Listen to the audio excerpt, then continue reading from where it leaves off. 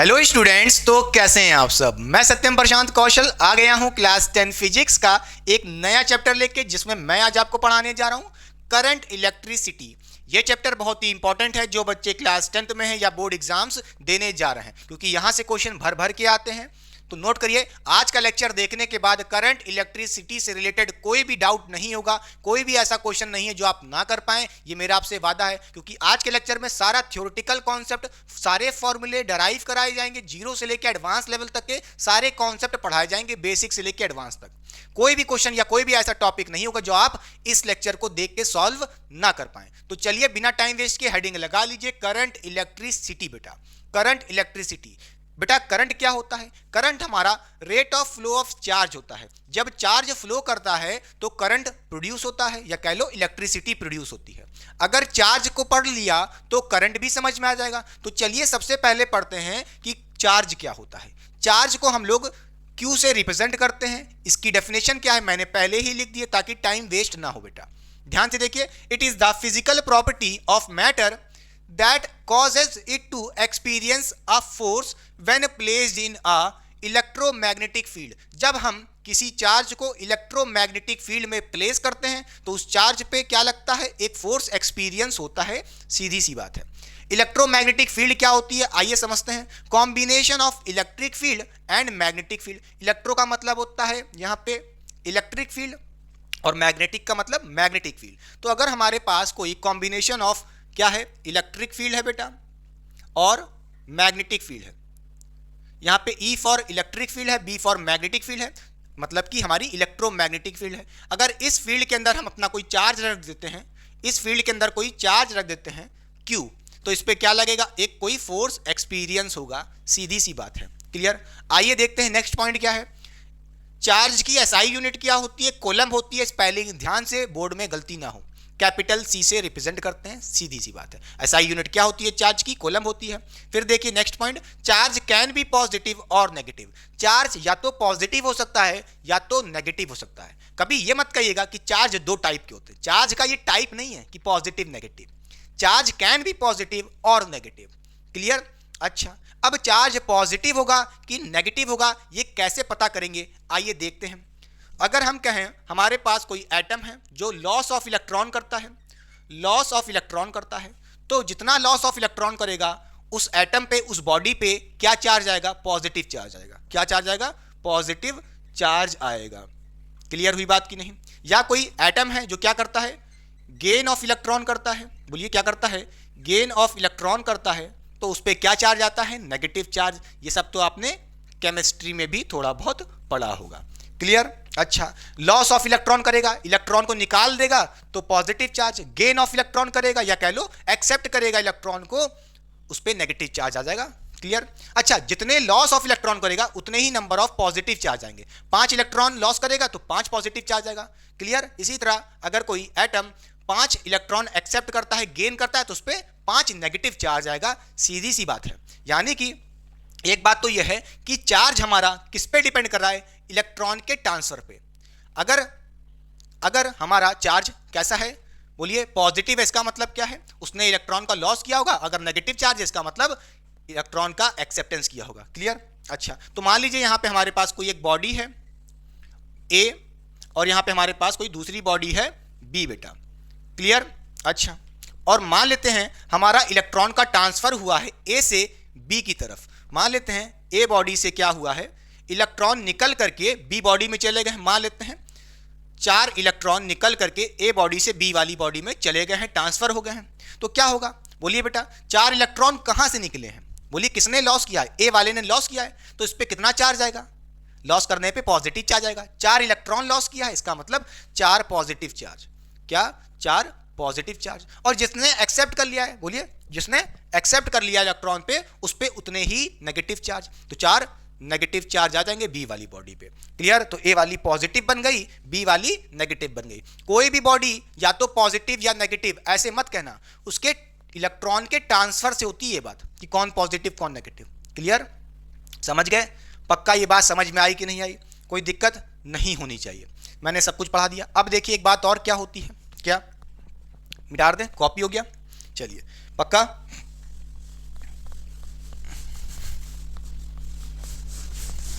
साथ ही साथ नोट्स बनाते रहिएगा, टाइम वेस्ट मत करिएगा।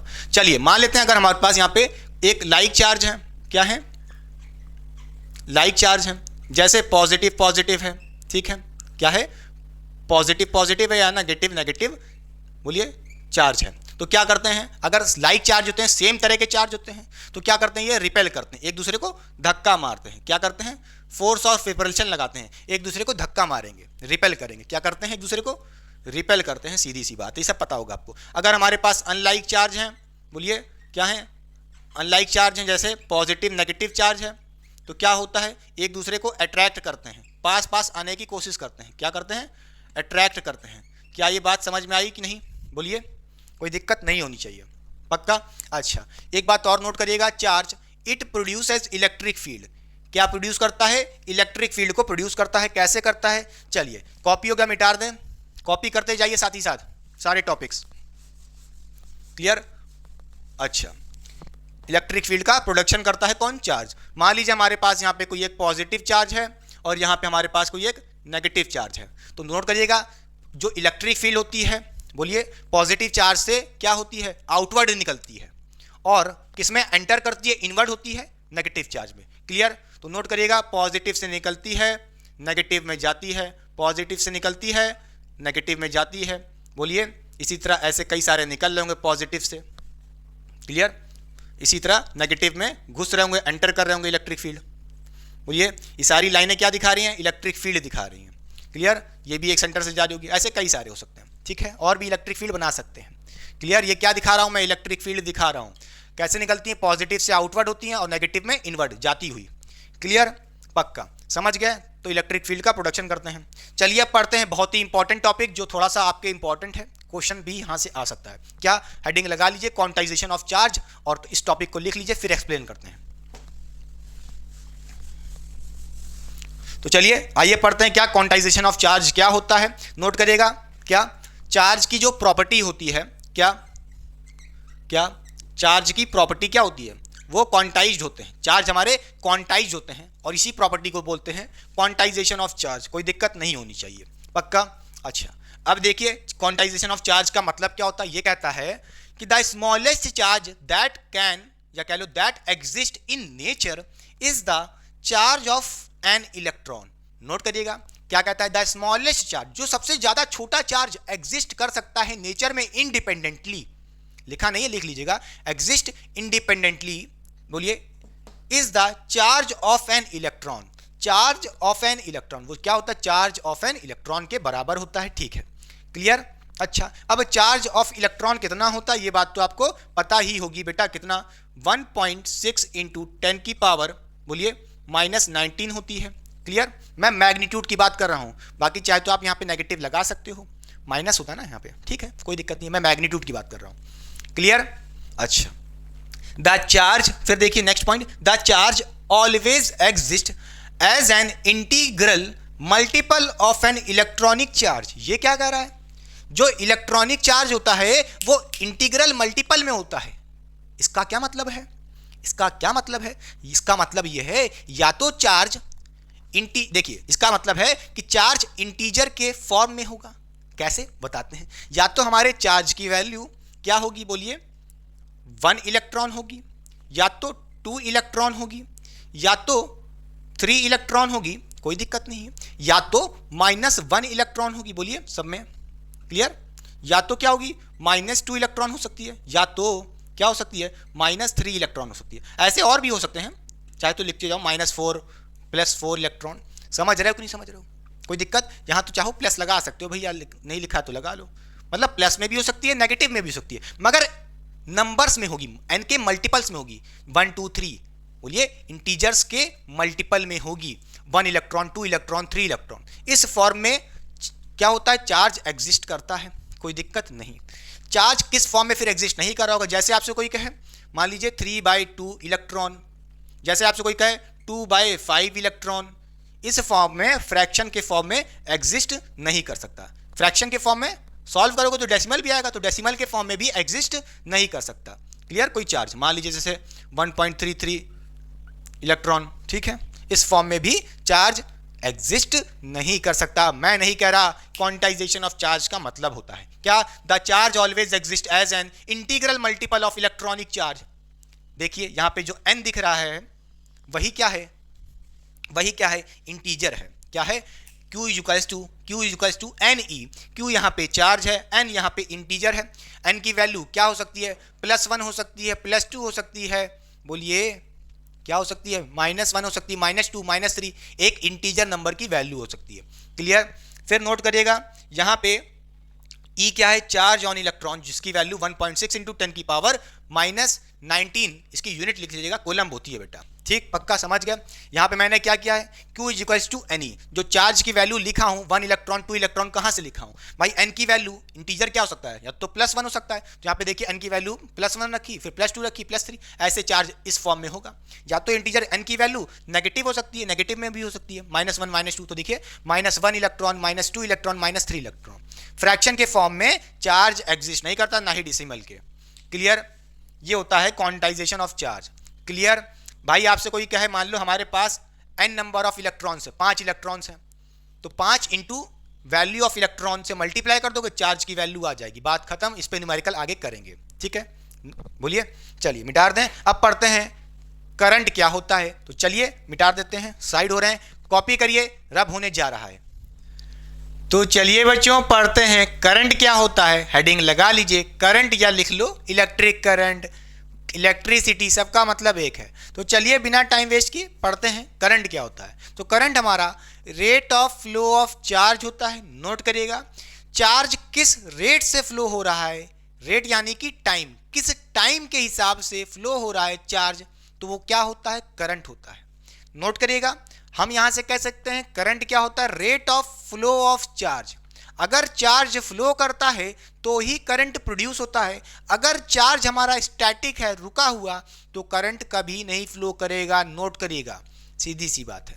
क्लियर। तो जिस रेट से चार्ज फ्लो करेगा उतना ही करंट आएगा। तो यानी कि करंट क्या होता है, करंट क्या होता है, बोलिए, rate of flow of charge. भाई रेट, जब भी किसी के आगे रेट लिखा हो तो इसका मतलब क्या, उस चीज को टाइम से डिवाइड कर दो, तो rate of flow of charge, तो यानी कि चार्ज अपॉन टाइम ही क्या होगा, करंट होगा। सीधी सी बात है। तो कह सकते हैं करंट क्या है, बोलिए, चार्ज अपॉन टाइम। इसी को तो बोलते हैं rate of flow of charge. Charge किस रेट से फ्लो हो रहा है, किस टाइम से फ्लो हो रहा है। क्लियर। या ये भी कह सकते हो क्या, flow of charge per unit time is known as current. सीधी सी बात है, कोई दिक्कत नहीं होनी चाहिए। अच्छा, तो यहां से हम शॉर्ट फॉर्म में भी एक फॉर्मूला लिख सकते हैं। बोलिए, I इज टू चार्ज की जगह क्या लिख सकते हैं बेटा, Q, ये बात तो आपको पता है, और टाइम की जगह T लिख सकते हैं। तो I का फॉर्मूला क्या होता है, बोलिए, Q/T होता है, चार्ज अपॉन टाइम बेटा। क्लियर। अच्छा, एक बात नोट करिएगा, यहाँ पे current electricity denoted by I से डिनोट करते हैं, और उसकी SI यूनिट क्या होती है, एम्पियर होती है। क्या होती है, एम्पियर होती है। अब एम्पियर कैसे होती है, आइए देखते हैं। यहां कह रहे हैं कि I की यूनिट क्या होती है, एम्पियर होती है, यानी कि A। ठीक है, ये कैसे आई, किसके बराबर है, आइए देखते हैं। देखिए, अगर हम पूछें चार्ज की यूनिट क्या होती है, आपने अभी पढ़ा था कोलम्ब होती है। टाइम की यूनिट क्या होती है, सेकंड होती है। इसका मतलब क्या है, बोलिए, कोलम्ब अपॉन सेकंड, या कह लो कोलम्ब पर सेकंड ही क्या है, एम्पियर है। बोलो, यहां से हम क्या कह सकते हैं, बोलिए, एम्पियर क्या होता है। अगर मैं बोलूं 1 एम्पियर क्या होगा, तो आप कहोगे 1 कोलम्ब पर सेकंड। हाँ या ना भाई, 1 एम्पियर किसके बराबर होगा, कोलम्ब पर सेकंड। तो ये भी याद रखिएगा कि या तो आप कोलम्ब पर सेकंड लिखो, या आप एम्पियर लिख दो उसकी जगह। समझ गए कि नहीं समझ गए, 1 एम्पियर 1 कोलम्ब पर सेकंड के बराबर है। क्लियर। जैसे आपके पास मान लो मैं कहूं कि 5 एम्पियर है, इसका मतलब क्या है, इसका मतलब क्या है, इसका मतलब यही तो है, 5 कोलम्ब पर सेकंड। क्या मतलब होगा, 5 कोलम्ब पर सेकंड। इसका मतलब जरा और बताओ। इसका मतलब यह है कि 5 कोलम्ब का चार्ज फ्लो हुआ है 1 सेकंड में। हाँ या ना, हाँ या ना, समझ में आया कि नहीं आया, बोलिए। जब 5 कोलम्ब का चार्ज फ्लो हुआ होगा 1 सेकंड में, तो 5 एम्पियर का करंट प्रोड्यूस हुआ होगा, खत्म बात। क्लियर। बोलिए हाँ या ना, कोई दिक्कत नहीं होनी चाहिए। अच्छा, 1 एम्पियर करंट कब प्रोड्यूस होगा? जब 1 कूलम्ब का चार्ज 1 सेकेंड में पास कर रहा है। 5 एम्पियर, मान लो एग्जांपल दे रहे हैं बेटा, 5 एम्पियर का करंट फ्लो हुआ है, तो कब फ्लो हुआ होगा? जब 5 कूलम्ब का चार्ज 1 सेकेंड में पास किया होगा। क्लियर? कहां से पास किया होगा? अरे भैया कंडक्टर से, कोई वायर से। ठीक है, क्लियर हो गई बात। अच्छा, तो आइए अगर मैं पूछूं, जो आपसे क्वेश्चन में पूछता है व्हाट इज, या कह लो डिफाइन, बोलिए ये क्वेश्चन आता है डिफाइन 1 एम्पियर, इसको डिफाइन कैसे करोगे? तो नोट करिएगा 1 एम्पियर क्या होता है, बोलिए। इट इज डिफाइंड एज, बोलिए इट इज डिफाइंड, बोलिए 1 एम्पियर क्या होता है बताइए, इस चीज को सीखिए बेटा। क्या बताया मैंने? 1 एम्पियर क्या होता है? 1 कूलम्ब पर सेकेंड। तो इट इज डिफाइंड एज, बोलिए इट इज डिफाइंड एज क्या? It is defined as the current when 1 coulomb of charge flow in 1 second. जब 1 कूलम्ब का चार्ज 1 सेकेंड में फ्लो होगा थ्रू अ कंडक्टर, लिख लेना, ठीक है, उसी को क्या बोलते हैं? 1 एम्पियर। खत्म बात, कोई दिक्कत नहीं होनी चाहिए। पक्का? अच्छा, बोलिए क्लियर। अच्छा, एक बात आइए समझते हैं क्या यहाँ पे, कि ये करंट कब फ्लो करता है कंडक्टर से। मान लीजिए यहाँ पे हमारे पास कोई एक तार है बेटा, ये हमारा कोई एक तार है, ठीक है, ये तार है और इसमें एक बल्ब लगा है, ऐसे करके एक बल्ब लगा है। क्लियर? बल्ब लगा है और ये हमने तार को बैटरी से कनेक्ट कर दिया है। किससे? बैटरी से कनेक्ट कर दिया है। ठीक, बैटरी से कनेक्ट कर दिया। ये पॉजिटिव टर्मिनल, ये नेगेटिव टर्मिनल। बड़ी वाली प्लेट पॉजिटिव होती है, छोटी वाली नेगेटिव टर्मिनल होती है। इस बैटरी का कुछ वोल्टेज होगा V, मान लेते हैं पोटेंशियल डिफरेंस। आपने देखा होगा ना, बैटरी का कुछ ना कुछ पोटेंशियल होता है, वोल्टेज होता है। अभी ये आगे पढ़ेंगे V क्या होता है। ठीक है, जब भी किसी तार के अबाउट या किसी डिवाइस के अबाउट, कंडक्टर के अबाउट बैटरी लगाते हैं तो क्या आता है? पोटेंशियल डिफरेंस दिया हमने उसको वोल्टेज दिया है, जिसके वजह से क्या होता है? करंट फ्लो करता है, जिसके वजह से करंट फ्लो करता है। कहां से? पॉजिटिव टर्मिनल से। बोलिए करंट फ्लो करेगा नेगेटिव टर्मिनल में। स्मॉल आई भी क्या दिखा रहा है? करंट का फ्लो दिखा रहा है। पॉजिटिव से निकला, नेगेटिव में गया। ठीक है, क्लियर? पक्का नोट करिएगा। यहाँ पे फिर से बता देते हैं, बैटरी की जो लंबी वाली प्लेट दिख रही है वो पॉजिटिव टर्मिनल, छोटी वाली नेगेटिव टर्मिनल। क्लियर? पक्का? तो याद रखिएगा, करंट कहाँ से फ्लो करता है? पॉजिटिव टर्मिनल से निकल करके नेगेटिव टर्मिनल के अंदर जाता है। क्लियर? अच्छा, अगर मैं पूछूं इलेक्ट्रॉन या कह लो चार्ज किस डायरेक्शन में फ्लो करेगा, तो चार्ज हमारा या electron in the direction opposite to the flow of current होगा। यानी कि करंट अगर ऐसे जा रहा है, बोलिए करंट का डायरेक्शन क्या है बेटा? करंट का डायरेक्शन ये है, बोलिए लेफ्ट टू राइट है करंट का डायरेक्शन। क्लियर? तो इलेक्ट्रॉन का डायरेक्शन क्या होगा? बोलिए इलेक्ट्रॉन का डायरेक्शन, बोलिए लेफ्ट टू राइट होगा, लेफ्ट टू राइट होगा, यानी कि इलेक्ट्रॉन का डायरेक्शन। बोलिए करंट कहां से फ्लो कर रहा है? राइट से लेफ्ट, या कह लो नेगेटिव से पॉजिटिव, नेगेटिव से पॉजिटिव, नेगेटिव से पॉजिटिव टर्मिनल। तो ये कहां फ्लो करेगा? पॉजिटिव से नेगेटिव। क्लियर? करंट ऐसे जा रहा है, देखिए ध्यान से, इलेक्ट्रॉन कैसे जाएगा? ऐसे जाएगा। क्लियर? पक्का ये बात नोट कर लीजिएगा। पक्का? जितना ज़्यादा पोटेंशियल दोगे बैटरी को उतना ज़्यादा अमाउंट ऑफ करंट प्रोड्यूस होगा। अभी ये सब बातें याद आगे करते हैं, तो चलिए कॉपी कर लीजिए, फिर पढ़ते हैं पोटेंशियल और पोटेंशियल डिफरेंस क्या होता है। तो चलिए बच्चों पढ़ते हैं पोटेंशियल डिफरेंस क्या होता है, या उसी का दूसरा नाम वोल्टेज। आपके लेवल पे नोट करिएगा, हेडिंग लगा लीजिए पोटेंशियल डिफरेंस, और उसी को बोलते हैं वोल्टेज, या आप कह सकते हो सिंपली पोटेंशियल क्या होता है। हेडिंग लगा लीजिए। आपके लेवल पे पोटेंशियल और पोटेंशियल डिफरेंस का लेवल सेम है, दोनों का मतलब एक है क्लास 10th के हिसाब से। ठीक है, तो चलिए आइए पढ़ते हैं कि पोटेंशियल डिफरेंस क्या होता है। आइए समझते हैं। इसकी डेफिनेशन मैंने पहले से लिख दी है ताकि टाइम वेस्ट ना हो। वर्क डन और energy transferred in moving a unit positive charge. क्या बोला? वर्क डन और energy transferred in moving a unit positive charge from one point two another with in the electric circuit.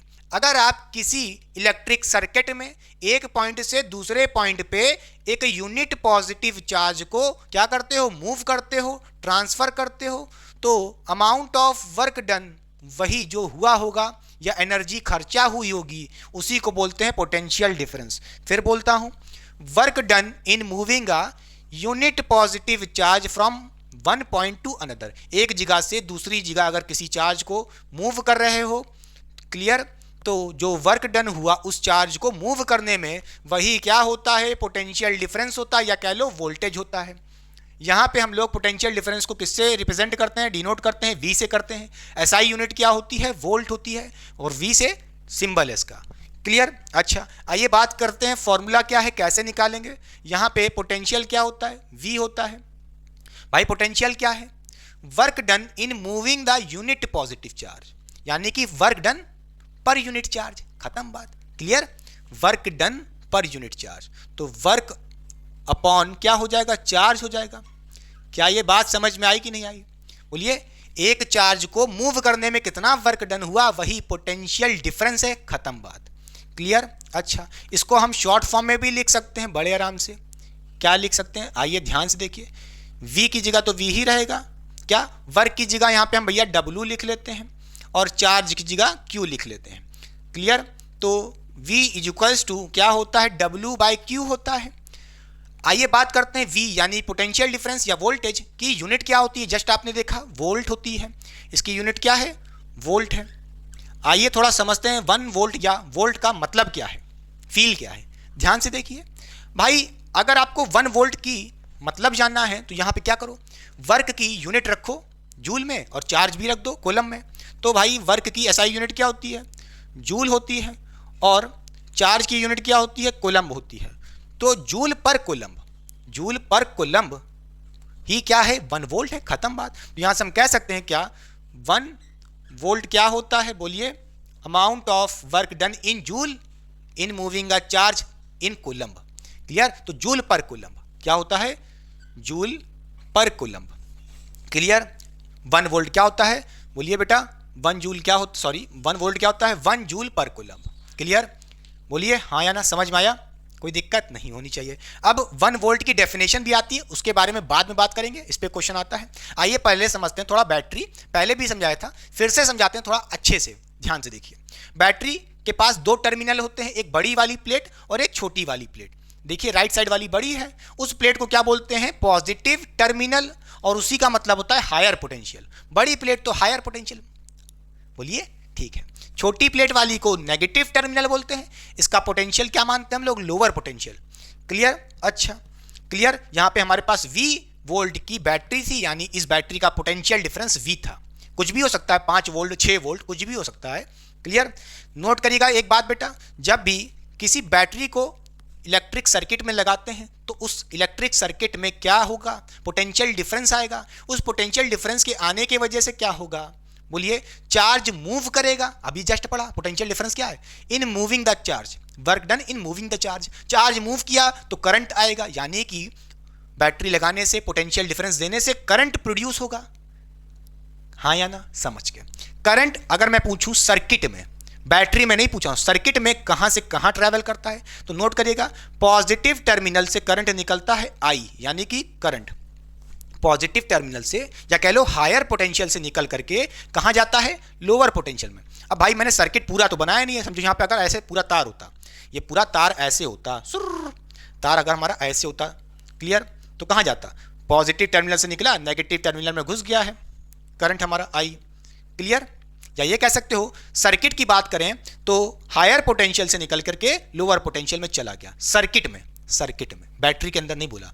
क्या अगर मैं बोलूं सर्किट में कहां से कहां करंट ट्रैवल करता है? बोलिए, higher potential to lower potential. Clear? बोलिए, या कह लो पॉजिटिव से नेगेटिव। क्लियर? किसमें? सर्किट में। अच्छा, अब मैं पूछूं अगर बैटरी के अंदर, बोलिए बैटरी के अंदर तो क्या होगा? भाई देखिए बैटरी के अंदर कैसे करंट जा रहा होगा? नेगेटिव से पॉजिटिव अंदर जा रहा होगा ना, बोलिए करंट नेगेटिव से पॉजिटिव कहाँ जा रहा होगा, नेगेटिव से पॉजिटिव, नेगेटिव से पॉजिटिव, या कह लो lower potential to higher potential battery के अंदर। क्लियर, पक्का। बैटरी के अंदर भैया क्या सर्किट के अंदर ये क्या देख रहे हो, करंट भैया आई का डायरेक्शन, क्या आई का डायरेक्शन, ठीक है। इलेक्ट्रॉन का डायरेक्शन क्या होगा, opposite to the direction of electron. भाई बस समझ लो, करंट ऐसे जा रहा है, इलेक्ट्रॉन ऐसे जा रहा होगा, बोलिए ऐसे जा रहा होगा इलेक्ट्रॉन, करंट ऐसे, इलेक्ट्रॉन ऐसे, ठीक है, समझ के, पक्का, क्लियर। बोलिए अरे इलेक्ट्रॉन ट्रैवल कर रहा है, मूव कर रहा है, यानी कि करंट तभी तो प्रोड्यूस होगा, सीधी सी बात है। क्लियर। अच्छा अब आइए पढ़ते हैं व्हाट इज 1 वोल्ट। ये क्वेश्चन आता है एग्जाम में आपके बोर्ड में, मिटा दें, कॉपी हो गया।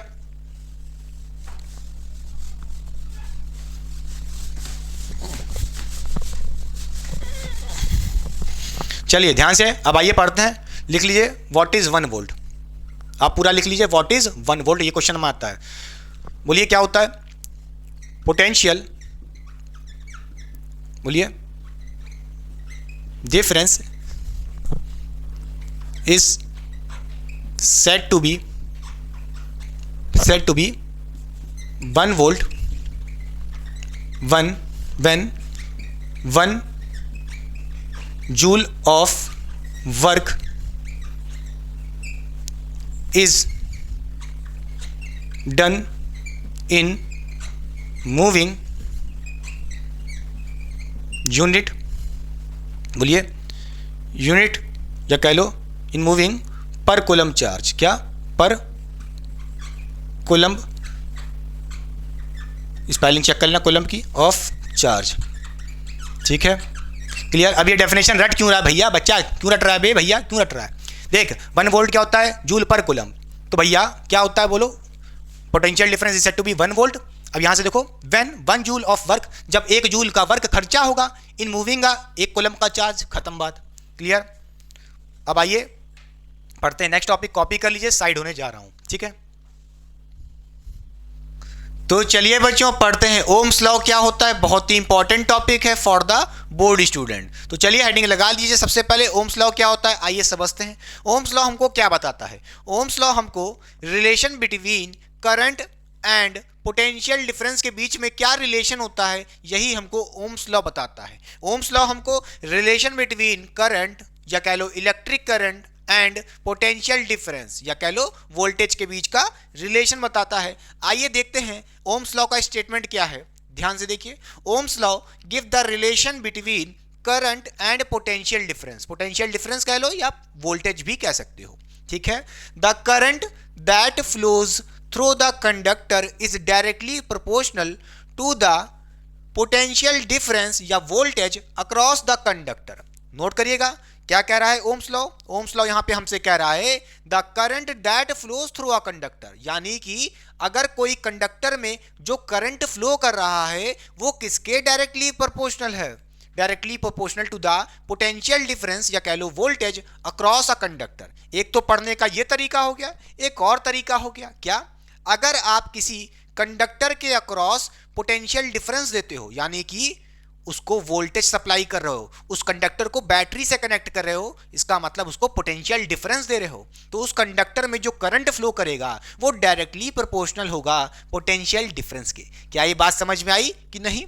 तो यहां से हम कह सकते हैं ओम्स लॉ हमको क्या बताता है, बोलिए current is directly proportional to the potential difference, ये कह सकते हो, या इसका थोड़ा पलट के भी लिख सकते हो, क्या potential difference is directly proportional to the current, बात तो वही है, क्लियर।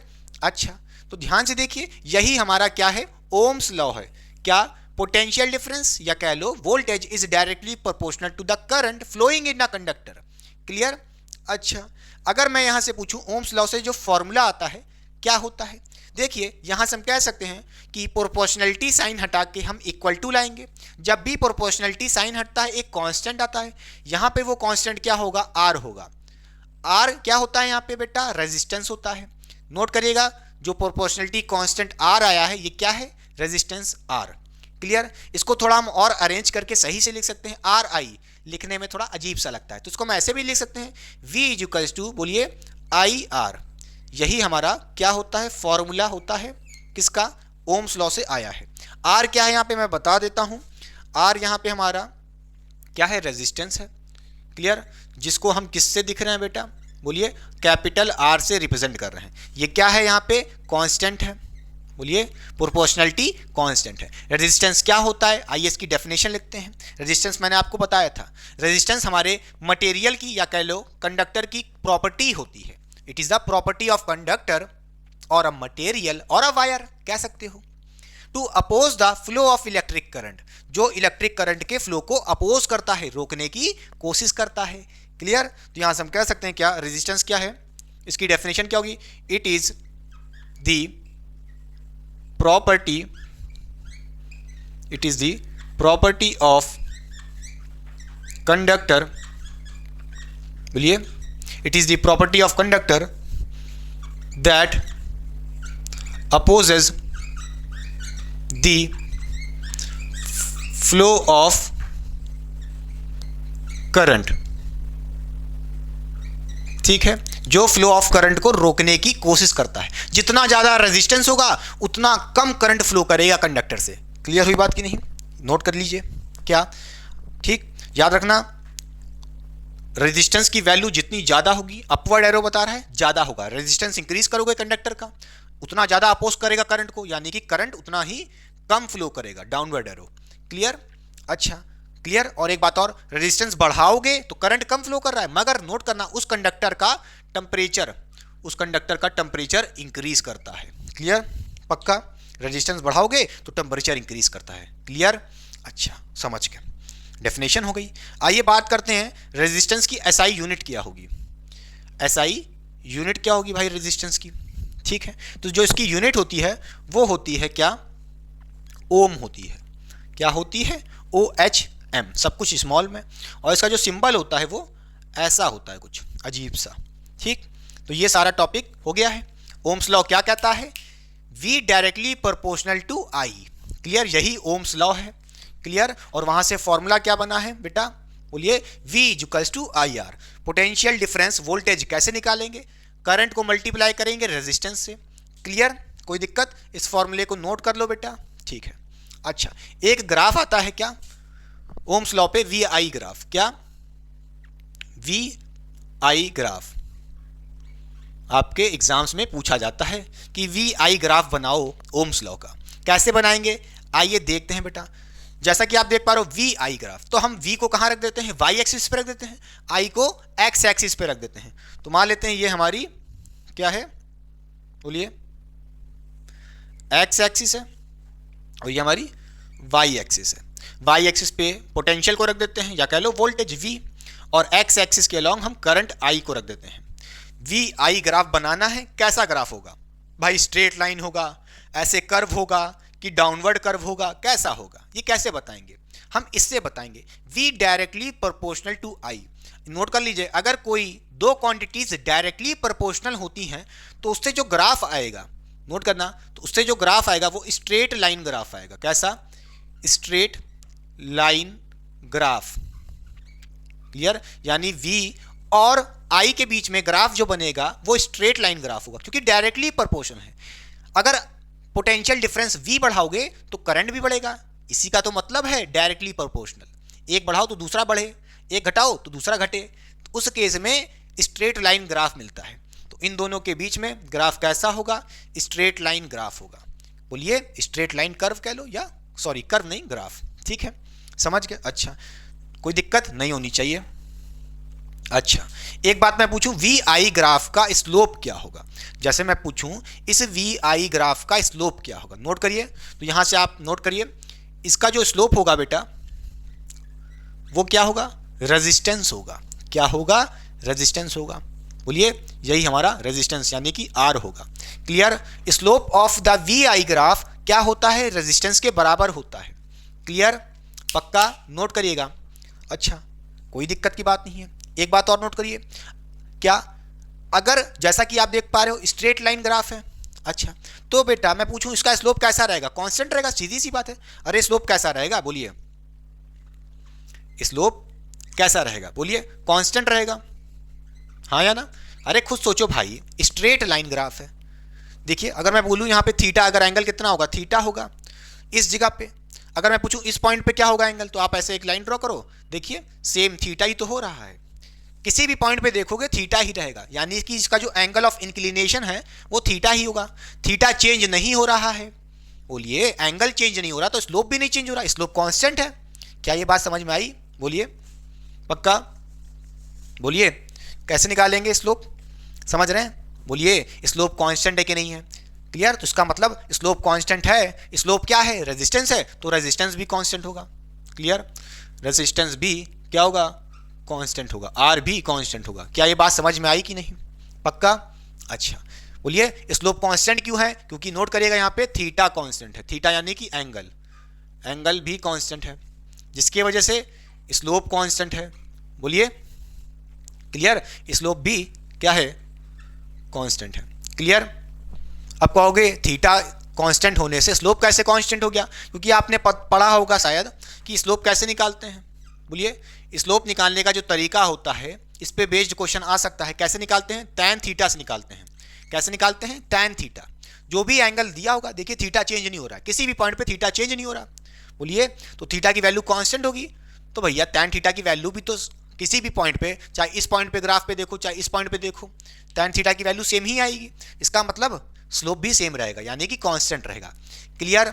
पक्का? और स्लोप कांस्टेंट होगा तो रेजिस्टेंस भी कांस्टेंट होगा, क्योंकि इस ग्राफ का स्लोप क्या है, रेजिस्टेंस के बराबर है। क्या ये बात समझ में आई? क्लियर? क्या पता आपसे क्वेश्चन में, बोर्ड एग्जाम्स में कह दें कि वी आई ग्राफ दे दें और उसमें एंगल दे दें आपको 60 डिग्री दे दें, तो tan 60 डिग्री रख करके उसकी वैल्यू, tan 60 की वैल्यू निकाल लोगे। अरे tan 60 की तो पता ही होती होगी ना, tan 60 की वैल्यू निकाल लोगे, जो आएगी वही स्लोप है, और स्लोप ही क्या है, रेजिस्टेंस है। तो आपसे रेजिस्टेंस निकालने को इस तरह कह सकते हैं। क्लियर? अच्छा एक तरीका तो ये होता है, क्या, tan थीटा लगा दो, और स्लोप निकालने का आपने एक और फॉर्मूला पढ़ा होगा, y2 minus y1 upon x2 minus x1। मगर यहाँ पे y एक्सिस पे क्या है, v है, तो आप कहोगे कैसे निकालेंगे, v2 माइनस v1 अपॉन, बोलिए, और x एक्सिस के अलॉन्ग क्या है, I है, करंट है, तो उसके लिए क्या कहोगे, i2 माइनस i1। ठीक है? ये स्लोप निकालने का तरीका है, स्लोप निकाल सकते हो। स्लोप भी क्या होगा, रेजिस्टेंस होगा, तो रेजिस्टेंस भी निकाल सकते हो।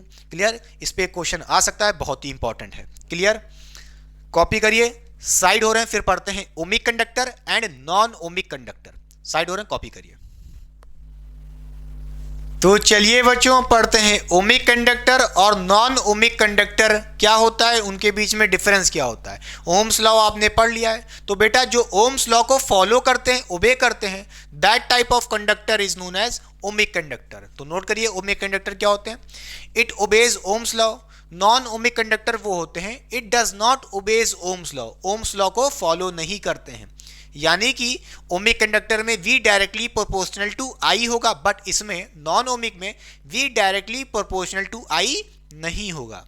क्लियर? अच्छा अगर हम बात करें ओमिक कंडक्टर की, तो नोट करिए V बाय I, या कह लो रेजिस्टेंस। अरे भाई अभी आपने जस्ट पढ़ा था, बोलिए V इक्वल्स टू IR होता था, R क्या होता था, यही तो V बाय I होगा। यहाँ से फॉर्मूले से कह सकते हो, I को नीचे भेज दिए तो R क्या हो जाएगा, V बाय I। तो यहां से हम कह सकते हैं V बाय I कह लो, या रेजिस्टेंस R इज कांस्टेंट, क्योंकि आपने देखा था ओमिक कंडक्टर में ओम्स लॉ को, जो हमने लॉ बताया था उसमें R कांस्टेंट था, रेजिस्टेंस कांस्टेंट था।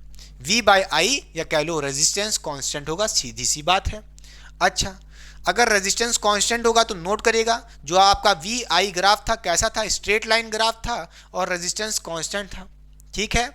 क्लियर? अच्छा नोट करिएगा इसमें अगर हम बात करें V बाय I या कह लो रेजिस्टेंस, V बाय I ही तो रेजिस्टेंस है, इज नॉट कांस्टेंट, वो कांस्टेंट नहीं होता है।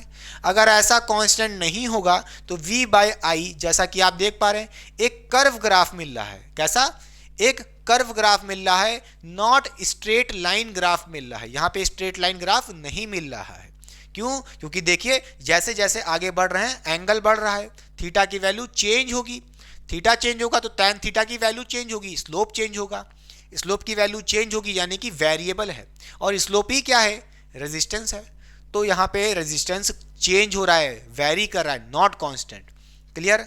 अच्छा एक क्वेश्चन देखिए, एग्जाम्पल आ सकता है ओमिक कंडक्टर क्या होता है, इसका होता है नाइक्रोम और एक होता है सिल्वर।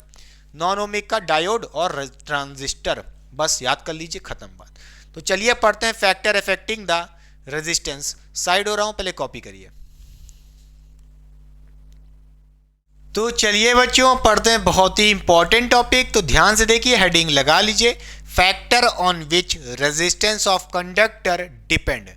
किस किस फैक्टर पे resistance of the conductor depend करता है? पहला तो लेंथ ऑफ द कंडक्टर पे डिपेंड करता है। दूसरा cross section area of the conductor. मान लीजिए ये हमारा कंडक्टिंग वायर है, इसकी लेंथ कितनी होगी, एक तो इस पे डिपेंड कर रहा है, और जो हमारा कंडक्टिंग वायर है मान लीजिए उसकी क्रॉस सेक्शन एरिया पे, कितना मोटा क्रॉस सेक्शन एरिया का कंडक्टर है, ठीक है, उस पर डिपेंड कर रहा है। और नेचर ऑफ कंडक्टर पे डिपेंड कर रहा है, यानी कि किस मटेरियल का कंडक्टर बना है। चौथा टेम्परेचर ऑफ कंडक्टर। ये सारी बातों पे हमारा रेजिस्टेंस डिपेंड करता है। कैसे डिपेंड करता है, आइए ध्यान से देखते हैं। पहला तो देखिए लेंथ ऑफ द कंडक्टर। खुद सोचिए भाई, रेजिस्टेंस क्या होता है? एक ऐसी प्रॉपर्टी उस कंडक्टर की जिसके वजह से वो करंट को रोकता है। खुद सोचिए, अगर कंडक्टर की लेंथ बढ़ा दोगे तो उसका रेजिस्टेंस बढ़ेगा कि नहीं बढ़ेगा? क्लियर हुई बात कि नहीं? हाँ या ना? तो इसका मतलब यह है कि जो हमारा रेजिस्टेंस होता है, बोलिए, रेजिस्टेंस होता है वो लेंथ के डायरेक्टली प्रोपोर्शनल है। कंडक्टर की लेंथ को इंक्रीज करोगे तो रेजिस्टेंस भी इंक्रीज करेगा, क्योंकि डायरेक्टली प्रोपोर्शनल है, ठीक है। अगर बात करें cross section area of the conductor, तो वो कैसे डिपेंड करता है उस पर? खुद सोचिए, अगर मैं बात करूं क्रॉस सेक्शन एरिया की, देखिए ध्यान से, मान लीजिए ये हमारा वायर है बेटा, इसकी जो मोटाई है क्रॉस सेक्शन एरिया, ठीक है, ये जो मोटा सा दिख रहा है इसे तार, ठीक है, तो इसका अगर मैं मोटा कर दूं, क्या कर दूं, मोटा कर दूं, इसको तार को मोटा कर दूं, इसका क्रॉस सेक्शन एरिया बढ़ा दूं, ठीक है, मोटा तार यूज करता हूं, एरिया बढ़ा देता हूं, तो क्या होगा, रेजिस्टेंस कम हो जाएगा। खुद सोचिए भाई, करंट इजीली फ्लो कर जाएगा। तार मोटा ले लोगे तो करंट इजीली फ्लो कर रहा है, इसका मतलब क्या है, एरिया बढ़ाने से रेजिस्टेंस कम हो गया।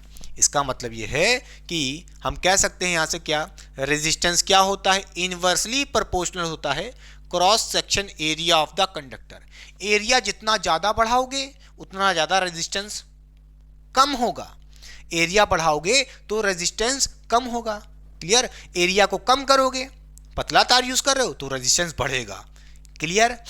ठीक है, ये दो पॉइंट याद रखिए। फिर देखिए तीसरा नेचर ऑफ कंडक्टर पे। भाई अच्छा कंडक्टर यूज करोगे, गुड मटेरियल यूज करोगे, जैसे एल्यूमिनियम, कॉपर, सिल्वर, इस तरह के तार यूज करोगे तो ये गुड कंडक्टर होते हैं, इनका रेजिस्टेंस बहुत ही कम होता है। क्लियर? और मान लो जैसे टंगस्टन यूज कर लिया आपने, उसका रेजिस्टेंस बहुत ही हाई होता है, ऐसे मटेरियल यूज करोगे। तो इसका मतलब नेचर पे भी डिपेंड करता है, किस मटेरियल का बना हुआ है, ठीक है, उस पर भी रेजिस्टेंस डिपेंड करता है। टेम्परेचर ऑफ द कंडक्टर, भाई ये तो सीधी सी बात है, टेम्परेचर क्या करोगे, बोलिए, इंक्रीज करोगे तो रेजिस्टेंस भी इंक्रीज करेगा, खत्म बात। क्लियर? अब इन दोनों चीज़ों को देखिए, इन दोनों पॉइंट्स को देखिए, जो मैंने लिखा है मेन यही है। क्लियर? यहां से हम एक फॉर्मूला डराइव कर सकते हैं, ध्यान से देखिएगा। अगर हम इन दोनों इक्वेशन को ऐड कर लें तो देखिए आर की जगह तो आर आ जाएगा, प्रोपोर्शनलिटी साइन की जगह प्रोपोर्शनलिटी साइन आ गया है, एल ऊपर है ए नीचे है, ये आ गया। तो यहां से कह सकते हैं हम आर डायरेक्टली प्रोपोर्शनल है एल बाय ए के। आपको पता है यहां से हम प्रोपोर्शनलिटी साइन हटा के इक्वल टू लगा सकते हैं, मगर एक कोई कांस्टेंट आता है जब भी प्रोपोर्शनलिटी साइन हटाते हैं, तो इसकी जगह यहाँ पे प्रोपोर्शनलिटी साइन आएगा रो। ये जो पी जैसा दिख रहा है इसको बोलते हैं रो, यानी कि resistivity, L by A as it is लिखा रहेगा। क्लियर? तो ये फॉर्मूला बन गया हमारा क्या, रेजिस्टेंस का। क्लियर? किस पे डिपेंड कर रहा है, देखिए रेजिस्टेंस क्या है, एक तो resistivity multiplied by length upon A, ये होता है। आइए बात करते हैं यहाँ पे रेजिस्टिविटी, बोलिए रेजिस्टिविटी क्या है, आइए देखते हैं। रेजिस्टिविटी जिसको हम लोग रो से रिप्रेजेंट कर रहे हैं पी से, ठीक है, पी जैसा है, रो कह लो या पी कह लो, ठीक। ये क्या होता है, रेजिस्टिविटी क्या है, ध्यान से देखिएगा बेटा, ये हमारा क्या होता है, resistance of the conductor per unit length and unit area. Note करिएगा क्या है, it is the resistance of conductor या वायर कह लो, ठीक है, बोलिए, of conductor of unit length, of unit length and unit area. ठीक है, यानी कि एक यूनिट लेंथ का और एक यूनिट एरिया का अगर कोई कंडक्टर यूज कर रहे हो तो उसके अंदर जो रेजिस्टेंस होगा उसी को बोलते हैं रेजिस्टिविटी। पूरे तार का, पूरे लंबे से तार का रेजिस्टेंस नहीं होता है रेजिस्टिविटी, उसके यूनिट लेंथ का। एक छोटा सा टुकड़ा काट लो 1 मीटर का या 1 सेंटीमीटर का, एक यूनिट लेंथ का, वो होता है रेजिस्टिविटी। उस छोटे से टुकड़े में जो रेजिस्टेंस होगा उसको बोलते हैं रेजिस्टिविटी, यानी कि रो। अगर मैं यहां से पूछूं रो का फॉर्मूला क्या बनेगा बेटा, तो आप क्या कहोगे? रो का जो वहां पे फॉर्मूला बनेगा वो बनेगा, बोलिए, रेजिस्टिविटी का, वो हो जाएगा रो, क्या हो जाएगा, ए को ऊपर भेज दो तो आर ए हो जाएगा मल्टीप्लाई में, और अपॉन में क्या रहेगा, एल रहेगा। ठीक है, जैसा कि आप देख पा रहे हो रो क्या है, R A by L. R A by L, ये फॉर्मूला सबसे पहले तो नोट करिए, अच्छे से ईमानदारी से कॉपी करिए बेटा। क्लियर? तो समझ गए क्या कह रहा हूं? रेजिस्टिविटी क्या है? Resistivity is the resistance of unit length and unit area of the conductor. उसका जो रेजिस्टेंस होगा उसी को बोल रहे हैं रेजिस्टिविटी। खत्म बात, क्या कोई दिक्कत नहीं होनी चाहिए। अच्छा, अगर मैं पूछूं यहां पे इसकी यूनिट क्या होगी, इसकी यूनिट क्या है, तो कुछ नहीं बेटा, इसकी यूनिट निकालना है तो आर और ए और एल की यूनिट रख दो, बात खत्म। आर यानी कि, बोलिए, आर की यूनिट क्या होगी, जल्दी बताइए। रेजिस्टेंस की क्या होती है, ओम होती है। ए यानी कि एरिया, एरिया की यूनिट क्या होती है, बोलिए, मीटर स्क्वायर होती है। और लेंथ की क्या होती है, मीटर होती है। मीटर से मीटर कैंसिल हो जाएगा ऊपर, तो ओम मीटर आ जाएगी यूनिट। तो यहाँ से हम कह सकते हैं इसकी जो यूनिट होगी वो क्या होगी, ओम मीटर। ठीक है, ये सिंबल किसका है, ओम का ही तो है, ओम मीटर। इसकी एसआई यूनिट क्या होती है, बोलिए, एसआई यूनिट क्या होती है, बोलिए, ओम मीटर। क्या ये बात समझ में आई? पक्का, कोई दिक्कत नहीं होना चाहिए प्यारे बच्चों। साइड हो रहे हैं, पहले कॉपी करिए फिर नेक्स्ट टॉपिक पढ़ते हैं। तो चलिए बच्चों पढ़ते हैं। सबसे इंपॉर्टेंट टॉपिक वो है कॉम्बिनेशन ऑफ रेजिस्टर्स। रेजिस्टर्स को कंबाइन करने का या कह लो कनेक्ट करने का दो तरीका होता है। पहला तरीका होता है सीरीज कॉम्बिनेशन ऑफ रेजिस्टर, जैसा कि आप देख पा रहे होंगे डायग्राम में बेटा। और दूसरा तरीका होता है पैरेलल कॉम्बिनेशन ऑफ रेजिस्टर, जैसा कि आप यहां पे भी डायग्राम में देख पा रहे होंगे। ये दोनों टॉपिक सीरीज एंड पैरेलल साथ ही साथ पढ़ेंगे, डिफरेंशिएट करके पढ़ेंगे, तभी अच्छे से क्लियरिटी होगी, अंडरस्टैंडिंग होगी कि दोनों में क्या डिफरेंस है। इस पे बेस्ड क्वेश्चन करना बहुत ही आसान होता है। सबसे बड़ी दिक्कत बच्चों के लिए जानते हो क्या होती है, वो पहचान ही नहीं पाते हैं कि कौन से रजिस्टर सीरीज में कनेक्ट हैं, कौन से रजिस्टर पैरेलल में कनेक्ट हैं। तो इसका तरीका क्या है, सबसे इंपॉर्टेंट बात तो यही है कि पहचानेंगे कैसे कि रजिस्टर सीरीज में कनेक्ट है या पैरेलली कनेक्टेड है। तो उसका तरीका जानने के लिए आइए देखते हैं सीरीज कॉम्बिनेशन में क्या होता है। Current remain same end voltage is different in each register. Current सारे रजिस्टर्स में सेम होगा और वोल्टेज डिफरेंट डिफरेंट होगा डिफरेंट डिफरेंट रजिस्टर्स में। क्लियर हुई बात कि नहीं, समझ में आया कि नहीं? तो जैसा कि आप ये देख पा रहे हो, ये हमारा क्या है, सीरीज कॉम्बिनेशन ऑफ रजिस्टर। कैसे पहचानेंगे, आइए इस लाइन का मतलब समझाते हैं जो यहां पे लिखा है सीरीज को पहचानने के लिए। देखिए यहां पे जो जिग जैग लाइन दिख रही है इसको बोलते हैं रेजिस्टर्स। इसका काम होता है रेजिस्टेंस प्रोवाइड करना, यानी कि करंट को रोकना, अपोज करना। क्लियर? तो मान लेते हैं ये हमारा क्या है, R1 रजिस्टर है, ये दूसरा वाला R2 रजिस्टर है और ये वाला हमारा R3 रजिस्टर है। ये मत सोचिएगा ये तीनों रजिस्टर एक लाइन में लगे हैं तो इसलिए सीरीज हैं। इसका मतलब ये नहीं है कि आप कह लो कि सामने सामने लगे हैं तो सीरीज में है। क्लियर? ऐसा नहीं है। कैसे पहचानते हैं, आइए देखते हैं। मान लीजिए ये हमारी बैटरी है V वोल्ट की, हमने इस सर्किट में V वोल्ट का पोटेंशियल डिफरेंस दे दिया है या कह लो वोल्टेज दे दिया है। क्लियर? तो क्या होगा, ये हमारी बड़ी वाली प्लेट क्या है, पॉजिटिव प्लेट है। करंट कहां से निकलता है, पॉजिटिव प्लेट से निकलता है करंट। ऐसे बोलिए, आई करंट पॉजिटिव प्लेट से निकलेगा, फिर यहां जाएगा आई करंट, फिर इसी तरह यहां जाएगा आई करंट। तो ध्यान से देखिए इस R1 रजिस्टर को आई करंट मिलेगा कि नहीं मिलेगा, जा रहा है करंट ऐसे, ठीक है। फिर जब इस रजिस्टर को पास कर लेगा R1 को, फिर जो करंट मिलेगा वो क्या होगा, वो भी आई रहेगा क्योंकि करंट रिमेन सेम सीरीज में। इस R2 रजिस्टर को भी क्या करंट मिलेगा, सेम करंट I मिलेगा। इसी तरह जब यहां से पास करेगा तो R3 के लिए भी सेम करंट मिलेगा I। क्लियर हुई बात कि नहीं? तो इसीलिए मैंने कहा सीरीज में क्या होता है, current remain same end voltage is different in each register. चलिए समझ गए, इसका मतलब यह है सारे रजिस्टर्स को करंट तो सेम मिल रहा है, I। समझ गए? क्लियर? देखिए ये करंट I ऐसे घूम के फिर से बैटरी में चला जाएगा। क्लियर? समझ गए? कोई दिक्कत की बात नहीं है, सारे रजिस्टर्स को सेम करंट मिला है। मगर नोट करिएगा सीरीज कॉम्बिनेशन में पोटेंशियल डिफरेंस या कह लो voltage is different in each resistor. हर रजिस्टर्स में R1, R2, R3 इनका जो पोटेंशियल डिफरेंस होगा या कह लो वोल्टेज होगा वो डिफरेंट होगा। तो मान लेते हैं इस R1 रजिस्टर का पोटेंशियल डिफरेंस कितना है या कह लो वोल्टेज V1 है, इसका V2 है, इसका V3 है। क्लियर? अच्छा समझ गए, पक्का समझ जाएंगे कि जब भी करंट सारे रजिस्टर्स में सेम होगा तो सीरीज है, या कह लो पोटेंशियल डिफरेंस सबका सेम है, सॉरी डिफरेंट है, तो क्या कहोगे, सीरीज में। क्लियर? पक्का? करंट यहां पे देखिए बेटा डिवाइड नहीं कर रहा है, सब में सेम है। क्लियर हो रही है? क्योंकि यहां पे देखिए सेम तार पास कर रहा है, याद रखिए जो तार यहां से चला था सेम तार से, देखिए सेम वायर से R1 भी कनेक्ट है, R2 भी कनेक्ट है, R3 भी कनेक्ट है। क्लियर? पक्का? तो करंट भी सब में सेम रहेगा क्योंकि तार सेम है सब में। क्लियर? समझ गया। अच्छा अब यहां पे क्वेश्चन क्या आता है, ऐसे ही आपको सिस्टम दे देंगे बना के, कहेंगे देखिए कि हमारे पास एक सर्किट है उसमें ऐसे कई सारे रेजिस्टर्स लगे हैं, इनका इक्विवेलेंट रेजिस्टेंस बताओ। इनका इक्विवेलेंट रेजिस्टेंस यानी इस सर्किट का टोटल रेजिस्टेंस जिसको हम लोग बोलते हैं इक्विवेलेंट रेजिस्टेंस, वो कैसे निकालेंगे आइए देखते हैं बेटा। ये बताइए जितना ये पोटेंशियल डिफरेंस या कह लो वोल्टेज बैटरी दे रही होगी वो किसके बराबर होगा, voltage of R1 plus voltage of R2 plus voltage of R3, यानी कि V किसके बराबर होगा, V1 plus V2 plus V3। तो यहां से हम कह सकते हैं V ऑफ द बैटरी या कह लो वोल्टेज ऑफ द बैटरी क्या होगा, V1 के बराबर होगा plus V2 plus V3। Clear?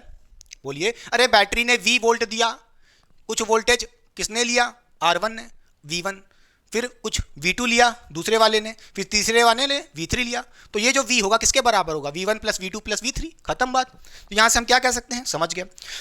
अब एक बात नोट करिएगा, आपने पढ़ा था, याद करिए अभी जस्ट पहले ही, V is equals to I R, V is equals to I R. ठीक है? Clear? V is equals to I R, I को हम स्मॉल से दिखा देते हैं, चलिए क्योंकि स्मॉल से ही दिखा रहे हैं। ठीक है? तो V is equals to I R, तो यहां से आपको V निकालना है, V is equals to I R, तो यहां क्या करेंगे आई आर। ठीक है? ये V क्या है, ये V क्या है, यानी कि वोल्टेज ऑफ द पूरे सर्किट का ही तो वोल्टेज है, यानी कि बैटरी का बड़ा वाला V। क्लियर? सर्किट का वोल्टेज, तो आप क्या लिखोगे यहां पे R, यानी कि R इक्विवेलेंट। अरे बोलिए बेटा ये जो V रख रहे हो ये क्या है, पूरे सर्किट का वोल्टेज, जो जितने भी रेजिस्टेंस है सब मिला करके कितना खा रहे होंगे, V ही तो खा रहे होंगे। तो जो यहाँ पे V equals to I R रखोगे, बोलिए R क्या रखोगे, R कौन सा रखोगे, पूरे सर्किट का, यानी कि टोटल रेजिस्टेंस जिसको हम लोग बोलते हैं R इक्विवेलेंट। तो R ई क्यू क्या है, बोलिए R ई क्यू क्या है, total resistance of the circuit. Clear? अच्छा फिर यहाँ से कह देंगे इक्वल्स टू V1, V1 क्या हो जाएगा, V1 क्या है, R1 वाले का वोल्टेज कैसे निकालोगे, करंट जा रहा है I और रेजिस्टेंस है R1, तो क्या हो जाएगा I R1 हो जाएगा फॉर्मूले के हिसाब से। तो यहाँ कहोगे I R1, फिर इसी तरह V2 वाला, बोलिए करंट जा रहा है I, R2 रेजिस्टेंस है तो कहोगे I R2, फिर प्लस V3 क्या होगा, V3 पोटेंशियल डिफरेंस थर्ड वाले रजिस्टर का, R3 रेजिस्टेंस है, करंट भी I जा रहा है तो कहोगे I R3 हो जाएगा। बोलिए फिर यहाँ से क्या कहोगे I R equivalent equals to क्या हो जाएगा, I कॉमन निकाल लेंगे, फिर यहाँ से हो जाएगा बोलिए ब्रैकेट में R1 plus R2 plus R3। Clear? फिर देखिए I कैंसिल हो जाएगा और R इक्विवेलेंट या कह लो total resistance of the circuit क्या आ जाएगा, बोलिए R1 plus R2 plus R3। Clear? ये फॉर्मूला नोट करिए, डराइव करने को भी आता है और न्यूमेरिकल भी इससे आते हैं। यानी कि अगर देखिए सेम वायर सारे रजिस्टर से पास कर रहा है या कह लो करंट पास कर रहा है, तो आप क्या कहोगे, वो सीरीज में कनेक्ट हैं, उसका टोटल रेजिस्टेंस कैसे निकालेंगे, R1 plus R2 plus R3, बात खत्म। क्लियर? समझ गए? कोई दिक्कत नहीं होनी चाहिए। आइए अब पढ़ते हैं पैरेलल में क्या होता है, पैरेलल कॉम्बिनेशन कैसा दिख रहा है, ऐसा कैसे पहचानेंगे। आइए इसके लिए भी एक लाइन लिखी है बहुत ही इंपॉर्टेंट, वोल्टेज इज सेम, बोलिए वोल्टेज, सॉरी इज नहीं होना चाहिए था, voltage remains same and current is different, voltage remains same and current is different in each register, यानी कि सारे रजिस्टर्स में का वोल्टेज सेम रहेगा, मगर जो सारे रजिस्टर्स हैं उनके अंदर करंट अलग अलग वैल्यू से पास करेगा, ये कहने का मतलब है। तो आइए समझाने की कोशिश करते हैं। हमें पता है ये हमारी बैटरी है, पॉजिटिव टर्मिनल, इसका कुछ वोल्टेज होगा V मान लेते हैं, करंट यहाँ से चला I, यहाँ गया I करंट, फिर यहाँ जाएगा I करंट। अब देखिए जैसे ही करंट I ऐसे जाएगा, इसको 3 तार दिख रहे हैं, बोलिए 3 तार दिख रहे हैं, कहाँ जाएगा, एक रजिस्टर ये है, एक रजिस्टर ये है, एक रजिस्टर ये है, इनकी वैल्यू मान लेते हैं हम। पहले वाले रजिस्टर की वैल्यू R1 मान लेते हैं, दूसरा रजिस्टर R2 है, तीसरा वाला R3 है। क्लियर? अच्छा देखिए सारे रजिस्टर्स की वैल्यू अलग अलग है, बोलिए तो उस हिसाब से जो वैल्यू ऑफ I होगी इन डिफरेंट रेजिस्टेंस वो अलग अलग होगी। खुद सोचिए भाई, इस I करंट को 3 रास्ते मिल गए हैं, एक तो ऊपर जा रहा है, एक बीच से जा रहा है और एक नीचे से। क्लियर? तो मान लेते हैं ये करंट डिवाइड कर जाएगा, क्योंकि तार डिवाइड कर गया है, तार अलग अलग हो गए हैं तो करंट भी तो डिफरेंट डिफरेंट फ्लो करेगा इन ईच वायर। तो मान लेते हैं इसमें करंट गया कितना I1, इसमें करंट गया I2, इसमें करंट गया I3। ठीक है, I1 क्या है, current in the current passing through the R1 resistance, I2 क्या है, current passing through the R2 resistance, current passing through the R3 resistance कौन सा है, I3। क्लियर? अच्छा कोई दिक्कत की बात नहीं, जैसा कि आपने देखा क्या पैरेलल में क्या होता है, voltage remain same and current is different. क्या हो जाता है, करंट सब में डिफरेंट डिफरेंट होता है। देखिए एक में I1 जा रहा है, एक में I2, एक में I3। क्लियर? चलिए मगर वोल्टेज रिमेन सेम ये कैसे कहेंगे, एक बात समझ लीजिए, जो वोल्टेज बैटरी दे रही होगी इस पैरेलल कॉम्बिनेशन ऑफ रेजिस्टर्स को, तो सारे रेजिस्टर्स के लिए वोल्टेज सेम रहेगा, ये बात नोट करिएगा। इसका मतलब क्या है, जो बैटरी का वोल्टेज होगा वही इस R1 वाले रजिस्टर का भी वोल्टेज रहेगा V, R2 वाले रेजिस्टेंस का भी वोल्टेज रहेगा V, R3 वाले का भी वोल्टेज रहेगा V। क्लियर? सबका VV रहेगा, सबका वोल्टेज सेम रहेगा। क्लियर? क्लियर? समझ के पैरेलल रेजिस्टेंस कैसे जानेंगे, पैरेलल कॉम्बिनेशन कैसे पहचानेंगे, जब करंट डिवाइड कर जाए I1, I2, I3, या कह लो वायर डिवाइड कर गया है, वायर के 3 रास्ते मिल गए अलग अलग, तो करंट भी अलग अलग जाएगा। आया ना?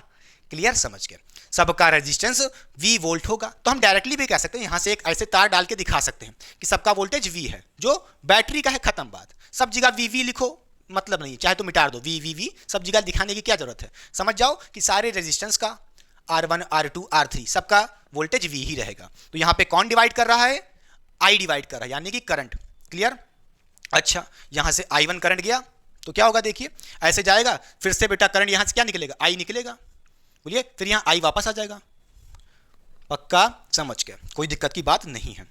क्लियर? अब मैं पूछूं, जो ये बैटरी से करंट I निकला है, ये I किसके बराबर होगा, I1 plus I2 plus I3। तो यहां से हम कह सकते हैं क्या, यहां से हम कह सकते हैं I इक्वल्स टू क्या हो जाएगा, बोलिए I1 plus I2 plus I3 बेटा।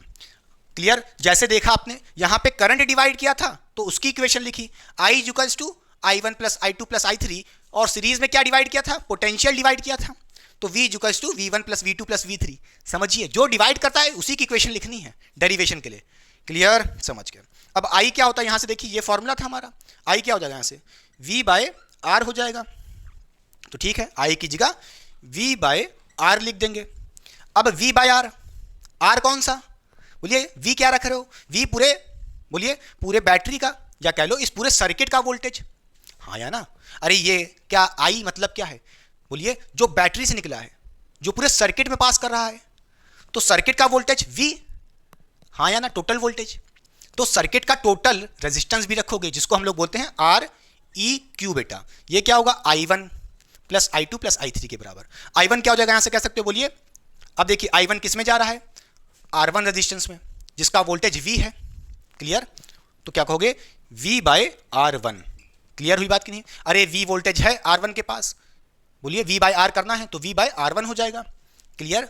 इसी तरह हम कहेंगे प्लस I2 क्या हो जाएगा, R2 वाले रेजिस्टेंस में कौन जा रहा है, I2, तो यहां से कहोगे, बोलिए I2 की वैल्यू कितनी होगी, V बाय R2, यहां से कहोगे V बाय R2, क्योंकि यहां पे देखिए पोटेंशियल सबका V ही रहेगा, सेम रहता है वोल्टेज। तो यहां पे I3 के लिए भी क्या हो जाएगा, V बाय R3। समझ गए? फिर यहां से क्या कहेंगे हम, V कॉमन निकाल लेंगे। V कॉमन निकाल लेंगे, तो यहाँ से V कॉमन निकाल लेंगे। बोलिए V बाय आर इक्वलेंट क्या हो जाएगा, बोलिए V कॉमन निकाल लिया तो हो जाएगा 1/R1 प्लस, बोलिए यहाँ से कहोगे 1/R2 प्लस 1/R3। क्लियर। फिर यहाँ से हम फॉर्मूला को क्या करेंगे, आगे ले जाएंगे, V कैंसिल हो जाएगा। फिर यहाँ से हम कह सकते हैं कितना, बोलिए यहाँ पे जगह नहीं बच रही, कहाँ लिखें, यहाँ लिख देते हैं, चलिए जगह नहीं बच रही, तो यहाँ से कहेंगे R equivalent, sorry 1/R equivalent. R equivalent क्या है, टोटल रेजिस्टेंस, किसके बराबर है, ध्यान से देखिए 1/R1 plus 1/R2 plus 1/R3 किसके बराबर हो जाएगा, बोलिए 1/R1 plus 1/R2 plus 1/R3। Clear, ये बात समझ में आई। इस फॉर्मूले को नोट करिए अच्छे से, ईमानदारी से। क्लियर, यहाँ से कंटिन्यूड है, पक्का समझ गए। अगर आपके पास पैरेलली रेजिस्टेंस कनेक्टेड हैं तो यहाँ से R इक्वलेंट की वैल्यू कैसे निकालोगे, 1/R equivalent is equals to 1/R1 plus 1/R2 plus 1/R3। क्या ये बातें समझ में आई, बोलिए क्लियर। कैसे पहचानेंगे, इस लाइन को रट लो, जो ये लाइन लिखी है ऊपर दोनों तरफ, यही आपको पहचानने के लिए हेल्प करेंगी। क्वेश्चन लगाना तो बड़ा आसान है, पहचानना बड़ा मुश्किल है, सीरीज है कि पैरेलल। क्लियर हुई बात कि नहीं। अच्छा, अब चलिए कुछ और केसेस पढ़ते हैं सीरीज और पैरेलल के। बोलिए सीरीज वाला मिटा दें पहले, बोलिए चलिए।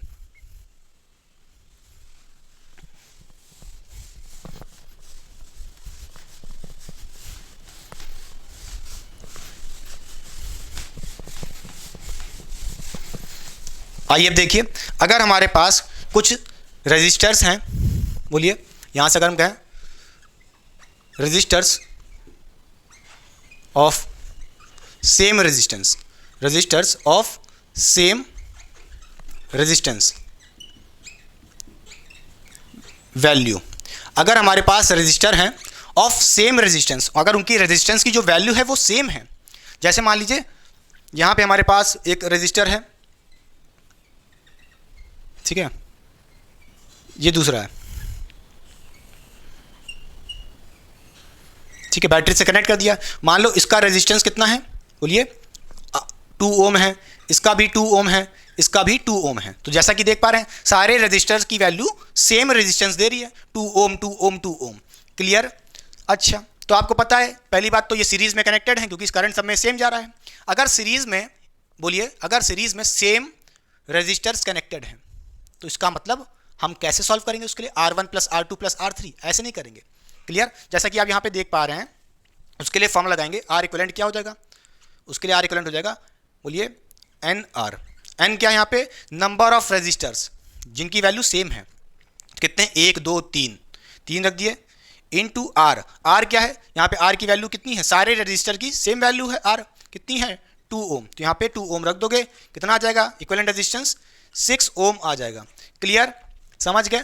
अब कहोगे तो ऐसे भी कर सकते थे, R1 plus R2 plus R3 सबको ऐड कर लेते, 6 ओम होता। अरे आपसे क्वेश्चन में कह दिया रेजिस्टेंस ऑफ 6 ओम, बोलिए 6 resistors of 8 ohm connected in series, तो क्या करते, सबको ऐड करते बार बार, तो क्या करते 6 इंटू 8 कर देते।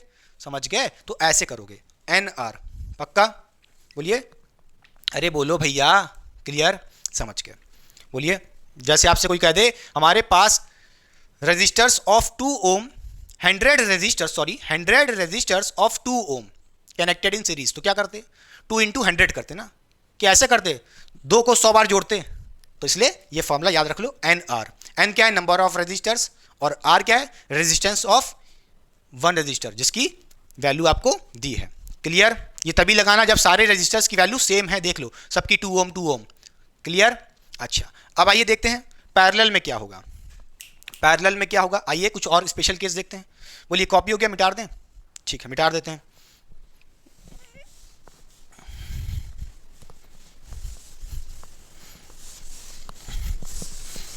जैसा कि आपने यहां पे देखा कि हमारे पास कितने रेजिस्टर्स थे, बोलिए 3 रेजिस्टर्स थे।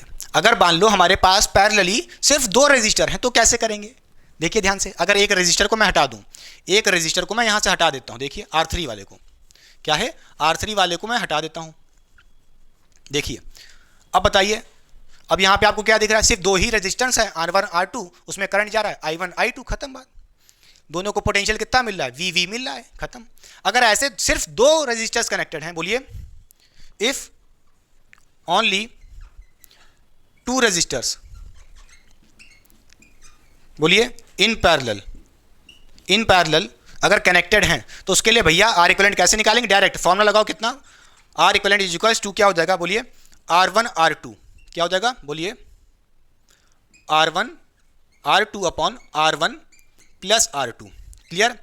आर इक्विवेलेंट कैसे निकालेंगे, या कह लो टोटल रेजिस्टेंस अगर सिर्फ दो रेजिस्टर्स पैरेलल में कनेक्टेड हैं तो कैसे निकालेंगे, ट्रिक लगाओ R1 R2 bye R1 plus R2, यानी कि दोनों रेजिस्टर्स का क्या कर दो, प्रोडक्ट कर दो और डिवाइड कर दो उनके सम से। क्लियर, समझ गए, ये ट्रिक लगा सकते हो। समझ में आया कि नहीं आया, बोलिए बोलिए, क्लियर। अच्छा बोलिए, कॉपी करिए, पहले तो कॉपी करिए जल्दी से इस फॉर्मूले को, ट्रिक को, ठीक है। अब स्पेशल केस एक और देखिए, मिटा दें।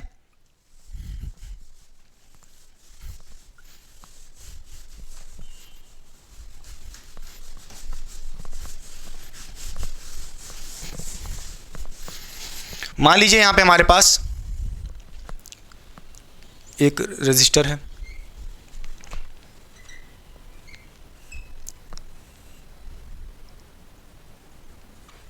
ठीक है।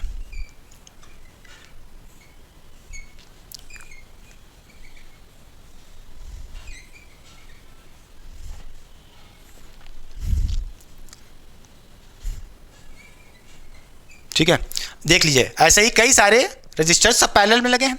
इस बार इन रजिस्टर्स की वैल्यू अलग अलग नहीं है, सेम नहीं, सेम है। क्या है, सेम है। मान लीजिए इसकी है, मान लीजिए 8 ओम, इसकी भी 8 ओम है, ठीक है। इसकी भी 8 ओम है, इसकी भी 8 ओम है, इसकी भी 8 ओम है, इसकी भी 8 ओम है। क्लियर, सारे रजिस्टर्स की वैल्यू सेम है। बोलिए यहाँ पे क्या है, रजिस्टर्स बोलिए सेम है, यानी कि उनकी वैल्यू रेजिस्टेंस सेम है सबका।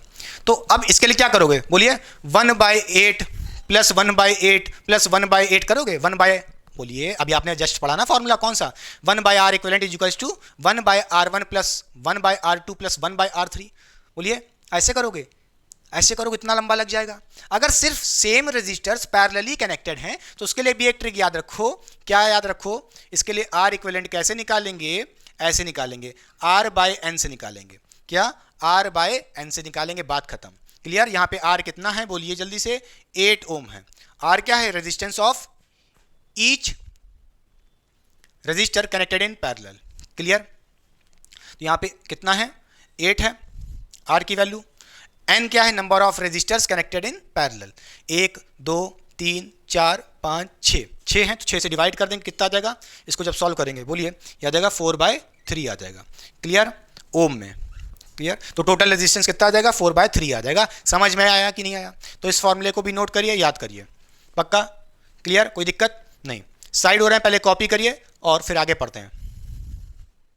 तो चलिए बच्चों सॉल्व करते हैं कुछ question based on the combination of resistors. तो ध्यान से देखिए, सारे क्वेश्चन में question number 1, question number 2, question number 3, तीनों क्वेश्चन में हमें फाइंड करना है इक्विवेलेंट रेजिस्टेंस, यानी कि सर्किट का टोटल रेजिस्टेंस क्या होगा। तो ध्यान से देखिए, जितने भी फॉर्मूले आपने पढ़े उसको लगा करके सॉल्व करते हैं। तो सबसे पहला क्वेश्चन देखिए, यहाँ पे हमको एक रजिस्टर 6 ओम का दिख रहा है, 3 ओम का दिख रहा है। इनको नाम लिख देते हैं बेटा, ये R1 हो गया, ये R2 रजिस्टर हो गया, ठीक है।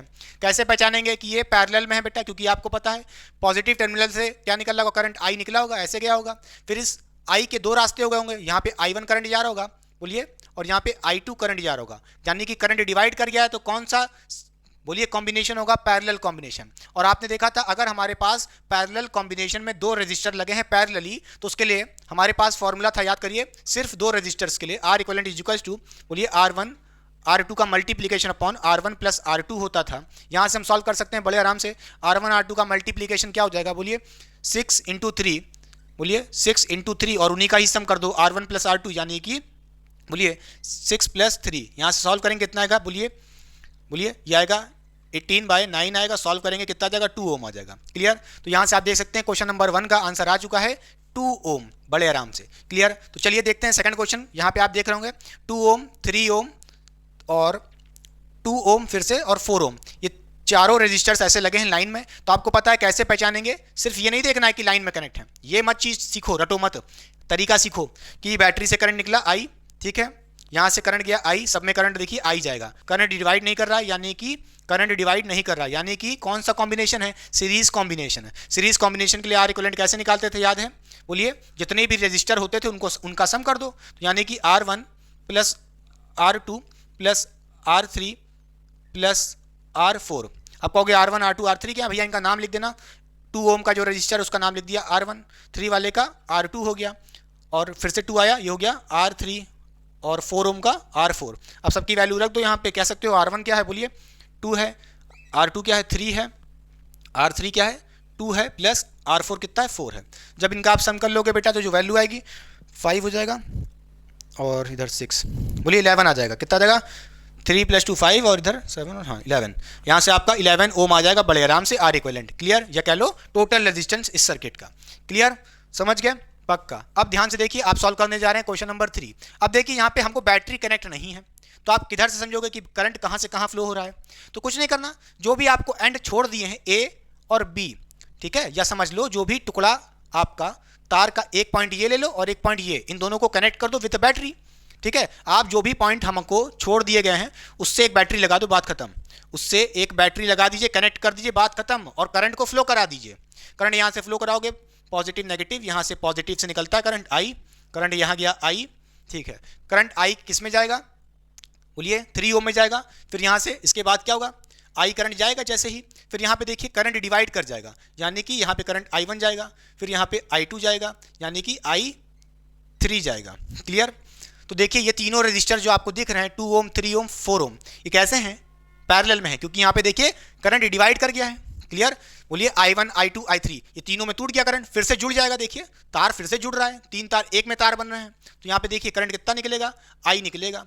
क्लियर, करंट I निकलेगा। इसका मतलब ये तो है क्या, अगर आप इनको नामिंग करें, नेमिंग कर दीजिए पहले तो, इसका नाम दे देते हैं बोलिए R1, और इसका दे देते हैं बोलिए R2, इसका दे देते हैं R3, और इसका दे देते हैं R4, और इसका देते हैं R5। जैसा कि आप देख पा रहे हैं यहाँ पे कौन कौन से पैरेलल में हैं, जल्दी बताइए। पहले उनको सॉल्व करना होता है हमेशा, पहले पैरेलल वाले को सॉल्व करो। R2 R3 R4 ये कैसे हैं, पैरेलल में हैं, तो यहाँ पे पहले आपको लिखना पड़ेगा, तरीका देखिए कैसे होगा क्वेश्चन को।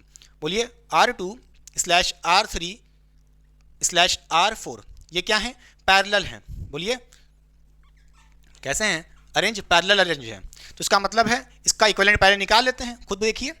अगर हम R2 R3 R4 का इक्विवेलेंट रेजिस्टेंस निकाल लेते हैं, बोलिए निकाल सकते हैं, तो वो इक्विवेलेंट रेजिस्टेंस इन तीनों का, बोलिए इक्विवेलेंट रेजिस्टेंस सीरीज में होगा किसके साथ, R5 के साथ और R1 के साथ। समझ गए कि नहीं समझ गए, क्लियर।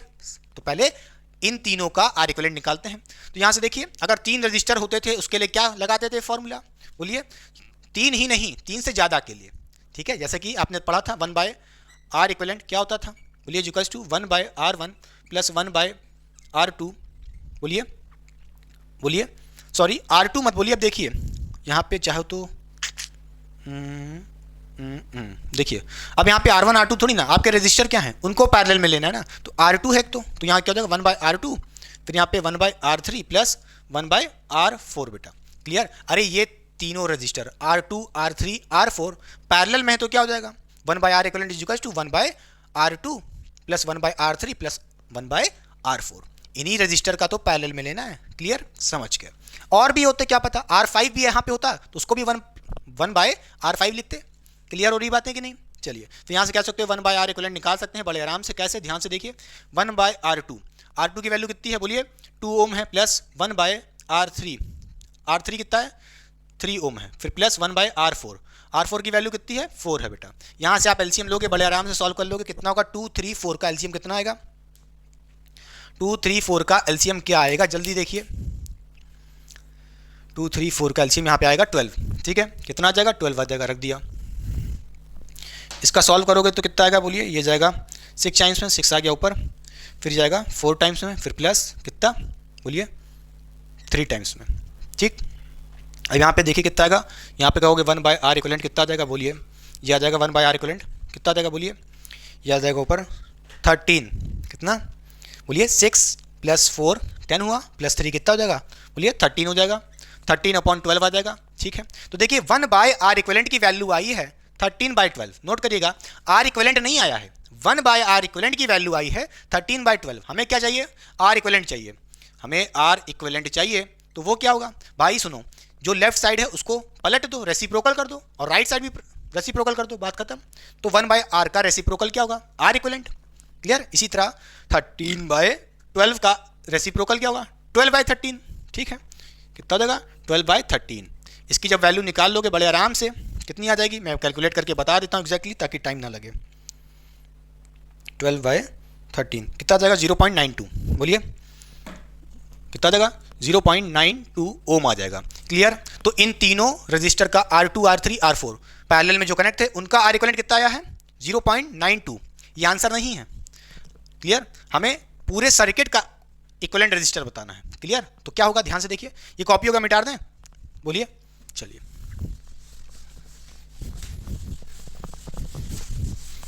जल्दी देखिए, फिर यहां से क्या कह सकते हो? बोलिए जल्दी से। अब आप क्या देख रहे हो?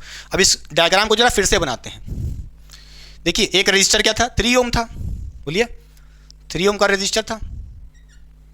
ठीक है, अब देखिए जो ये 3 रजिस्टर थे R2, R3, R4, अब ये गायब कर दो, उसकी जगह एक नया इक्विवेलेंट रजिस्टर ले आए जो इन तीनों का अकेले काम कर रहा है, जिसका इक्विवेलेंट रेजिस्टेंस कितना है? 0.92 ओम। क्लियर? इस तीनों की जगह क्या लगा दिया? बोलिए, 0.92 ओम का एक रजिस्टर लगा दिया है इन तीनों की जगह। क्लियर? बोलिए, पक्का? अच्छा, फिर ध्यान से देखिए, एक और था रजिस्टर यहाँ पे, कितना? 2 ओम का। कितना था? 2 ओम का रजिस्टर था। ये बैटरी थी। बोलिए, अब देखिए करंट यहां से आई जा रहा है। अब देखिए सब में करंट आई जा रहा है, सब में करंट आई जा रहा है। ध्यान से देखिए, अब ये तीनों कैसे हैं? सीरीज में है। बोलिए, सीरीज में कि नहीं सीरीज में? अच्छा, नाम की बात करें, नाम क्या होगा इनका? बोलिए, R3 ओम का क्या नाम था? R1 था। 0.92 ओम क्या था? ये आर इक्विवेलेंट था इसका नाम। बोलिए, आर इक्विवेलेंट। इसका नाम क्या है? R equivalent. अच्छा, इसका नाम क्या था? बोलिए, 2 ओम वाले का R5 नाम था। कितना था? R5 नाम था। ठीक है, अब कैसे सॉल्व करेंगे? ये कैसे हैं? सीरीज में है, क्योंकि देखिए सब में करंट सेम जा रहा है। तो कुछ नहीं, बस आराम से क्या कह सकते हो? बोलिए, आप यहाँ पे लिखोगे R1/R इक्विवेलेंट/R5। ये तीनों कैसे हैं बेटा? सीरीज में है। किस में है? सीरीज में है, क्योंकि करंट सब में सेम जा रहा है। क्लियर? अच्छा, तो यहाँ से क्या कहोगे? R equivalent. अब आर इक्विवेलेंट मत लिखना, इनका इक्विवेलेंट रजिस्टर क्या होगा उसके लिए आर इक्विवेलेंट मत लिखो, क्योंकि पहले से ही आर इक्विवेलेंट वर्ड यूज कर चुके हो। तो यहाँ पे आर इक्विवेलेंट डैश ले लो, जो कि इस पूरे सर्किट का फाइनल टोटल रेजिस्टेंस होगा। क्लियर? तो कितना हो जाएगा? बोलिए, R1 plus R equivalent plus R5 बेटा। अरे वही फॉर्मूला लगाए हैं सीरीज के लिए, R1 plus R2 plus R3, नाम अलग अलग है। इस बार R1 plus R equivalent plus R5, खत्म बात। क्या कहोगे बोटिए? बोलिए बेटा, R1 कितना है? 3 ओम है, फिर प्लस, बोलिए, आर इक्विवेलेंट कितना है? 0.92 है, फिर प्लस R5 कितना है? जल्दी बोलिए, 2 ओम है। यहाँ पे जब सॉल्व करोगे 3 + 2 5 हो जाएगा, 5 + 0.92 कितना हो जाएगा? बोलिए, ये हो जाएगा 5.92 ओम। क्या आपको ये बात समझ में आई? बोलिए हाँ या ना। मैंने क्या किया है क्वेश्चन में? बोलिए क्या किया है? फिर से बताता हूँ, ये हमारे पास पूरा क्वेश्चन था। करंट यहाँ से गया 3 ओम, और देखिए फिर ये था, ये तीनों register R2, R3, R4 parallel में थे, तो इनका पहले इक्विवेलेंट रजिस्टर निकाला। फिर सुनिए, जो भी पैरेलल में होते हैं पहले उनका इक्विवेलेंट रजिस्टर निकाल लिया। हमेशा पहले पैरेलल का ही निकालना। क्लियर? तो इनका पैरेलल वाला निकाल लिया। जो इसका आर इक्विवेलेंट था, ये जो 0.92 आया, ये जो इसका आर इक्विवेलेंट होगा वो किसके सीरीज में होगा? वो किसके साथ सीरीज में होगा? R1 R5 के साथ। पर इसको सीरीज में सॉल्व कर लिया, खत्म बात। टोटल रेजिस्टेंस आंसर कितना आया है? बोलिए 5, बोलिए 0.92। क्लियर? साइड हो रहा हूं। तो चलिए बच्चों पढ़ते हैं बहुत ही इंपॉर्टेंट डिफरेंस बिटवीन एमीटर और वोल्ट मीटर में क्या डिफरेंस होता है। इस पे बेस्ड रीजनिंग क्वेश्चन भी बहुत बार आते हैं बोर्ड एग्जाम्स में, क्लास 10th बोर्ड एग्जाम्स के लिए बहुत ही इंपॉर्टेंट है। तो ध्यान से देखिए, आइए पढ़ते हैं मीटर क्या होता है। It is a device used to measure the current, ये करंट को मेजर करती है सर्किट के अंदर। अगर बात करें volt meter, it is a device used to measure the potential difference, या कह लो वोल्टेज बेटा, ठीक है, सर्किट के अंदर का। अच्छा, अब बात करें एमीटर की, it is connected in series, ये सीरीज में कनेक्टेड होती है। और वोल्ट मीटर कैसे कनेक्टेड होता है? पैरेलली कनेक्टेड होता है, ठीक है। अगर हम बात करें एमीटर की, its resistance is very less, बहुत ही लेस रेजिस्टेंस होता है या वेरी स्मॉल रेजिस्टेंस होता है एमीटर का, ना के बराबर। अगर बात करें वोल्ट मीटर की, its resistance is very high, इसका रेजिस्टेंस बहुत ही हाई होता है। अब यहाँ पे रीजनिंग क्वेश्चन क्या बनता है कि एमीटर सीरीज में क्यों कनेक्टेड होते हैं और इनका रेजिस्टेंस वेरी लेस क्यों होता है। इसी तरह इसमें क्वेश्चन बनता है रीजनिंग क्या कि वोल्ट मीटर पैरेलली क्यों कनेक्टेड होते हैं और इनका रेजिस्टेंस हाई क्यों होता है। क्वेश्चन हमसे यहीं पे रीजनिंग वाले आते हैं वाई। क्लियर, उसको करने से पहले, उसको समझाने से पहले रीजन लिखा है मैंने ताकि आपको अच्छे से समझ में आ जाए। उससे पहले मैं आपको बना के दिखाता हूं डायग्राम में कि ये वोल्ट मीटर और एमीटर कैसे कनेक्टेड होते हैं। आइए दिखाते हैं सबसे पहले एमीटर। तो देखिए बेटा, मान लीजिए यहां पे ये हमारी बैटरी है, ठीक है। मान लीजिए ये हमारा क्या है, कोई बल्ब है, ठीक है। ये हमारा कोई बल्ब है, ठीक। अब आपको पता है ये पॉजिटिव टर्मिनल, ये नेगेटिव टर्मिनल। अब देखिए ये जो हमारा एमीटर होता है वो कहाँ पे कनेक्ट होगा। अगर ये बल्ब है तो इसके सीरीज में कनेक्टेड होगा, यानी कि अगल बगल, ठीक है। ये हमारा एमीटर होता है। नोट करिएगा कैसे सीरीज में कनेक्टेड है, क्यों कहा मैंने, क्योंकि देखिए ध्यान से, अगर करंट यहाँ से आई चलेगा, पॉजिटिव टर्मिनल से चलेगा आई, फिर यहाँ पे करंट आई जाएगा, इस एमीटर में भी करंट आई जा रहा है, देखिए, और बल्ब में भी करंट कितना जाएगा, आई जाएगा। क्योंकि तार डिवाइड नहीं किया है तो करंट डिवाइड नहीं करेगा, करंट डिवाइड नहीं करेगा, डिफरेंट नहीं होगा दोनों में, इसका मतलब सीरीज है, इसलिए इसको सीरीज में कनेक्ट करते हैं। समझ गए? क्लियर। और यहाँ पे इस एमीटर का रेजिस्टेंस बहुत ही लेस होता है। ऐसा क्यों होता है आइए समझते हैं। देखिए बेटा, एमीटर का काम क्या है, सिर्फ only have to measure the current, current को सिर्फ मेजर करना है कि इस सर्किट में कितना करंट फ्लो कर रहा है, ये मेजर करता है, ठीक है, एमीटर यानी कि A. The resistance of the ammeter is kept less, इसका एमीटर का जो रेजिस्टेंस होता है बहुत ही लेस रखना पड़ता है। क्यों रखना पड़ता है, ध्यान से सुनिए, सो that it does not effect the net resistance of the circuit, ताकि भाई इस सर्किट का जो नेट रेजिस्टेंस होता है, इक्विवेलेंट रेजिस्टेंस, डिस्टर्ब ना करे, इफेक्ट ना करे। अरे भाई इतना ना के बराबर इसका रेजिस्टेंस होता है कि ऐड भी करोगे सीरीज में तो रेजिस्टेंस वही रहेगा लगभग जो पहले था। क्लियर। अच्छा, of the circuit and allow maximum current to pass through it. अच्छा, रेजिस्टेंस यहाँ पे इसका लेस इसलिए होता है ताकि पहली बात तो इक्विवेलेंट रेजिस्टेंस इस पूरे सर्किट का डिस्टर्ब ना हो, इफेक्ट ना हो। दूसरा रीजन कह सकते हो कि अगर रेजिस्टेंस कम होगा तो करंट ज़्यादा फ्लो करेगा, मैक्सिमम करंट फ्लो करेगा, तभी तो ये मैक्सिमम करंट इस सर्किट के अंदर कितना फ्लो हो रहा है उसी की तो तभी तो रीडिंग देगा। समझ में आया कि नहीं, बोलिए हाँ या ना, ठीक है। अच्छा, अब बात करें वोल्टमीटर की, क्या कहानी होती है। डायग्राम समझाते हैं पहले, फिर रीजन समझाते हैं। ध्यान से देखिए, मान लीजिए ये हमारी बैटरी है, पॉजिटिव नेगेटिव, ये हमारा तार हो गया, ये हमारा क्या है, बल्ब है, ठीक ठीक है। अब देखिए ये हमारा क्या है, बल्ब है। अगर हम बात करें अपने वोल्टमीटर की, ये कैसे कनेक्टेड होगा इस बल्ब से, क्या ये बगल में कनेक्ट होगा, नहीं, क्या करना है हमें, पैरेलली कनेक्ट करना होगा। तो एक तार लाना पड़ेगा इसके पैरेलल में, ऐसे लगा दीजिए, ये हमारा वोल्टमीटर हो गया, ऐसे चिपका दिया। क्लियर। तो ध्यान से देखिए, हमने इसको पैरेलली कनेक्ट कर दिया, ये हमारा बल्ब था, क्या था, बल्ब था। इस बल्ब के पैरेलली हमने वोल्टमीटर को कनेक्ट किया है। क्यों किया है, कैसे कनेक्ट किया, आइए देखिए ध्यान से। यहाँ से positive terminal, negative terminal, current यहाँ से आई फ्लो किया, ठीक है, करंट यहाँ पहुँचा आई। अब देखिए करंट के पास दो रास्ते हो गए, करंट के पास दो रास्ते हो गए, एक तो ऊपर जाने के लिए, एक तो ऊपर जाने के लिए और एक तो सीधे जाने के लिए बल्ब के पास। बोलिए अब करंट कहाँ जाएगा, क्योंकि आपको पता है वोल्टमीटर का रेजिस्टेंस वेरी हाई होता है, वोल्टमीटर का रेजिस्टेंस बहुत ही हाई होता है, तो ये इसके अंदर करंट जाएगा ही नहीं। बोलिए करंट सारा कहाँ चला जाएगा, इस बल्ब के अंदर बेटा, बल्ब वाले रास्ते में, यानी कि करंट आई सारा का सारा लगभग सेम कितना चला जाएगा, इस बल्ब में चला जाएगा। अब कहोगे ऊपर क्यों नहीं गया, क्योंकि इसका रेजिस्टेंस बहुत हाई है, करंट को आने ही नहीं देगा। रेजिस्टेंस हाई, करंट बहुत कम फ्लो करेगा वोल्टमीटर के अंदर। वोल्टमीटर को करंट थोड़ी ना नापना है। क्लियर हुई बात कि नहीं। अच्छा समझ गए। तो सारा करंट कहाँ जाएगा, इस बल्ब के पास जाएगा। इस बल्ब का रेजिस्टेंस कुछ होगा तो हम निकाल सकते हैं V, बोलिए V इक्वल्स टू IR से, जो इसका वोल्टेज होगा बल्ब का वही किसका होगा, वोल्टमीटर का। तो वोल्टमीटर इस वोल्टेज की पोटेंशियल डिफरेंस या वोल्टेज नाप के दे देगा। क्लियर। अरे पैरेलल इसलिए लगाए हैं क्योंकि जो भी वोल्टेज ये ले रहा होगा बल्ब, उतना ही वोल्टेज ये वोल्टमीटर दिखाए, क्योंकि पैरेलल में पोटेंशियल डिफरेंस वोल्टेज सेम रहता है। क्लियर हुई बात कि नहीं? समझ गए?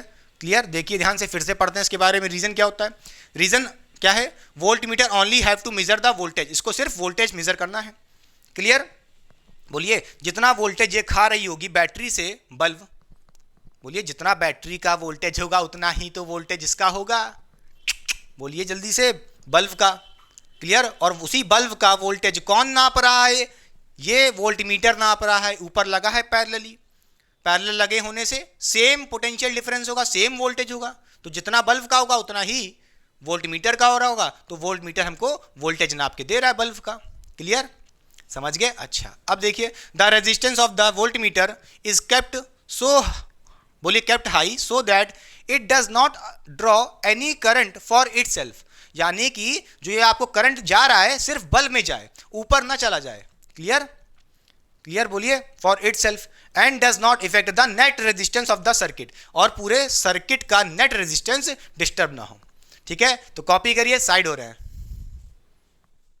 तो चलिए बच्चों पढ़ते हैं जूल्स लॉ ऑफ हीटिंग, बहुत ही इंपॉर्टेंट टॉपिक है क्लास 10th बोर्ड वाले बच्चों के लिए, तो हेडिंग लगा लीजिए। आइए पढ़ते हैं। This law state that the heat energy produced in a conductor is directly proportional to the square of the current I passing through it, और वही हीट एनर्जी किसके भी डायरेक्टली प्रोपोर्शनल है? Resistance of the conductor and time for which the current flows, कितने समय के लिए current flow कर रहा है। अच्छा, H is equals to I square R T, यही हमारा क्या है? जूल्स लॉ ऑफ हीटिंग है। H यहाँ पे हमारी हीट एनर्जी को रिप्रेजेंट कर रहा है, I यहाँ पे करंट है, R यहाँ पे रेजिस्टेंस है कंडक्टर का, और टाइम कितने समय के लिए करंट फ्लो किया है कंडक्टर में। क्लियर? फिर बोलते हैं जूल्स लॉ ऑफ हीटिंग क्या है? कंडक्टर में जो भी हीट एनर्जी प्रोड्यूस हुई होगी वो किसके डायरेक्टली प्रोपोर्शनल है? करंट के डायरेक्टली प्रोपोर्शनल है नहीं, करंट के स्क्वायर के डायरेक्टली प्रोपोर्शनल है, यानी कि आई स्क्वायर के, और रेजिस्टेंस के भी डायरेक्टली प्रोपोर्शनल है, और टाइम के भी डायरेक्टली प्रोपोर्शनल है। This is joules law of heating. Clear? जो बच्चे सीबीएसई बोर्ड के हैं वहाँ पे एच से हीट एनर्जी को रिप्रेजेंट करते हैं। ठीक है, एक बात नोट करिएगा, जो आईएसएससी के बच्चे हैं वहाँ पे इसी एच की जगह क्या लिखा होगा? डब्ल्यू लिखा होगा, यानी कि work is equals to I square R T. Clear? तो कंफ्यूज मत होइएगा, क्यों ऐसा कह रहे हैं? क्योंकि भाई हीट एनर्जी ही किसके बराबर है? वर्क के बराबर है। अरे भाई, कंडक्टर में जितनी हीट एनर्जी प्रोड्यूस हुई होगी वो कैसे प्रोड्यूस हुई होगी? जितना उसने वर्क किया होगा। क्लियर? या ये कह लो जितना उसने वर्क किया वो किस में कन्वर्ट हो गई है? हीट एनर्जी में। दोनों का मतलब एक है, तो जहां पे आपको H लिखा है वहां पे चाहो तो आप W लिख सकते हो, या कहीं W लिखा है वहां पे आप H लिख लो, कोई दिक्कत की बात नहीं होनी चाहिए, कंफ्यूज मत होइएगा। क्लियर? आईएसएससी में W से लिखा गया है। क्लियर? इसी फॉर्मूले को, कोई दिक्कत नहीं है। अब यहाँ पे क्वेश्चन आपसे आता है, H is equals to I square R T, जो कि जूल्स लॉ है, इसी को क्या करना है? प्रूफ करना है, यानी कि डराइव करना है। कहाँ से आया? तो चलिए इसका प्रूफ देखते हैं बेटा। हेडिंग लगा लीजिए और आइए देखते हैं, साथ में प्रैक्टिस करिए। देखिए, अगर मैं पूछूं आपसे वोल्टेज यानी कि पोटेंशियल डिफरेंस क्या होता है? आपने पढ़ा था amount of work done in moving a unit positive charge from one point two another point.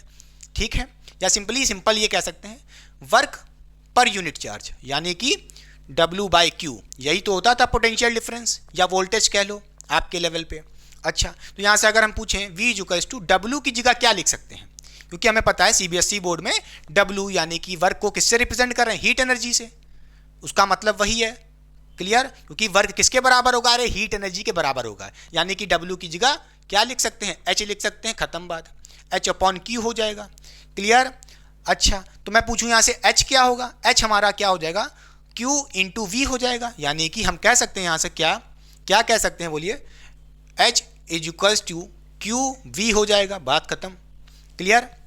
फिर हमने एक फॉर्मूला पढ़ा था करंट का, यानी I इज इक्वल्स टू क्या होता था? बोलिए, charge per unit time, rate of flow of charge, यही तो होता था I, यानी कि Q/T। क्लियर? तो यहाँ से मैं पूछूं Q क्या होगा? यहाँ पे अगर मैं पूछूं Q की वैल्यू क्या रख सकते हैं, तो कह सकते हैं Q इज इक्वल्स टू क्या हो जाएगा? I इंटू T हो जाएगा। बोलिए, I इंटू T हो जाएगा। तो यहाँ से कहेंगे H is equals to Q की जगह IT रख दीजिए, रख दिया, इंटू V भी है बेटा। फिर इसको थोड़ा अरेंज करेंगे, सही से लिखिए, क्या हो जाएगा? इसको हम लिख सकते हैं क्या? VIT। क्लियर, अरेंज कर लिया, v इधर लिख लिया। तो यहाँ से देखिए हीट एनर्जी का एक और फॉर्मूला आ गया। आप तो कह रहे होगे हमें तो प्रूफ करना था I² RT पे, आपने ये क्यों कर दिया? अरे भैया रटो तो पहले, इस पे भी पहुंच रहे हैं, ये भी एक हीट एनर्जी का फॉर्मूला है, इस पे बेस्ड भी न्यूमेरिकल आएंगे। क्लियर, तो इसको लर्न करिए, ये भी एक हीट एनर्जी का फॉर्मूला है। चाहे तो आप H की जगह W लिख सकते हो, क्लियर, यहाँ पे W भी लिख सकते हो, क्योंकि हीट ही क्या है, वर्क है, खत्म बात। क्लियर, चलिए अच्छा अब देखिए, अगर मैं इसी फॉर्मूले में क्या करता हूँ, बोलिए ओम्स लॉ से जो हमने फॉर्मूला पढ़ा था क्या, V = IR, मैं नहीं कह रहा, ये ओम्स लॉ कहता था V = IR। V की वैल्यू क्या रख दो, IR रख दो यहाँ पे, तो क्या हो जाएगा, H = V की जगह क्या रखना है, बोलिए IR रखना है, IR रख दिया है। फिर I मल्टीप्लाई में भी है, T भी मल्टीप्लाई में है, इसको थोड़ा सा सॉल्व करोगे तो क्या मिलेगा, जल्दी बताइए, I × I² हो जाएगा RT। क्लियर, समझ गए, इस फॉर्मूले को नोट करिए, देखिए ये आ गया, हेंस प्रूफ कह लो या डराइव कर दिया मैंने, बोलो, ये डराइव हो चुका है, जूल्स लॉ। क्लियर, पक्का, अच्छा तो हीट एनर्जी के एक फॉर्मूला तो ये है बेटा, ध्यान से देखिए, एक तो हीट एनर्जी का फॉर्मूला क्या है, देखिए एक तो आपने यही देखा या ये कह लो, एक तो ये फॉर्मूला है और एक दूसरा ये है, एक और फॉर्मूला है, नोट करिएगा, वो भी बताते हैं। अगर मैं इसी फॉर्मूले में H = VIT में क्या करता हूँ, बोलिए I की वैल्यू रख देता हूँ, इस बार मैं क्या करता हूँ, बोलिए क्या करता हूँ, बोलिए I की वैल्यू रखता हूँ, तो क्या होगा, ध्यान से देखिए, हमने पढ़ा क्या, V = IR, ओम्स लॉ से I की वैल्यू क्या होगी, I यहाँ से निकालूँ तो हो जाएगा, बोलिए V/R हो जाएगा, पोटेंशियल अपॉन रेजिस्टेंस।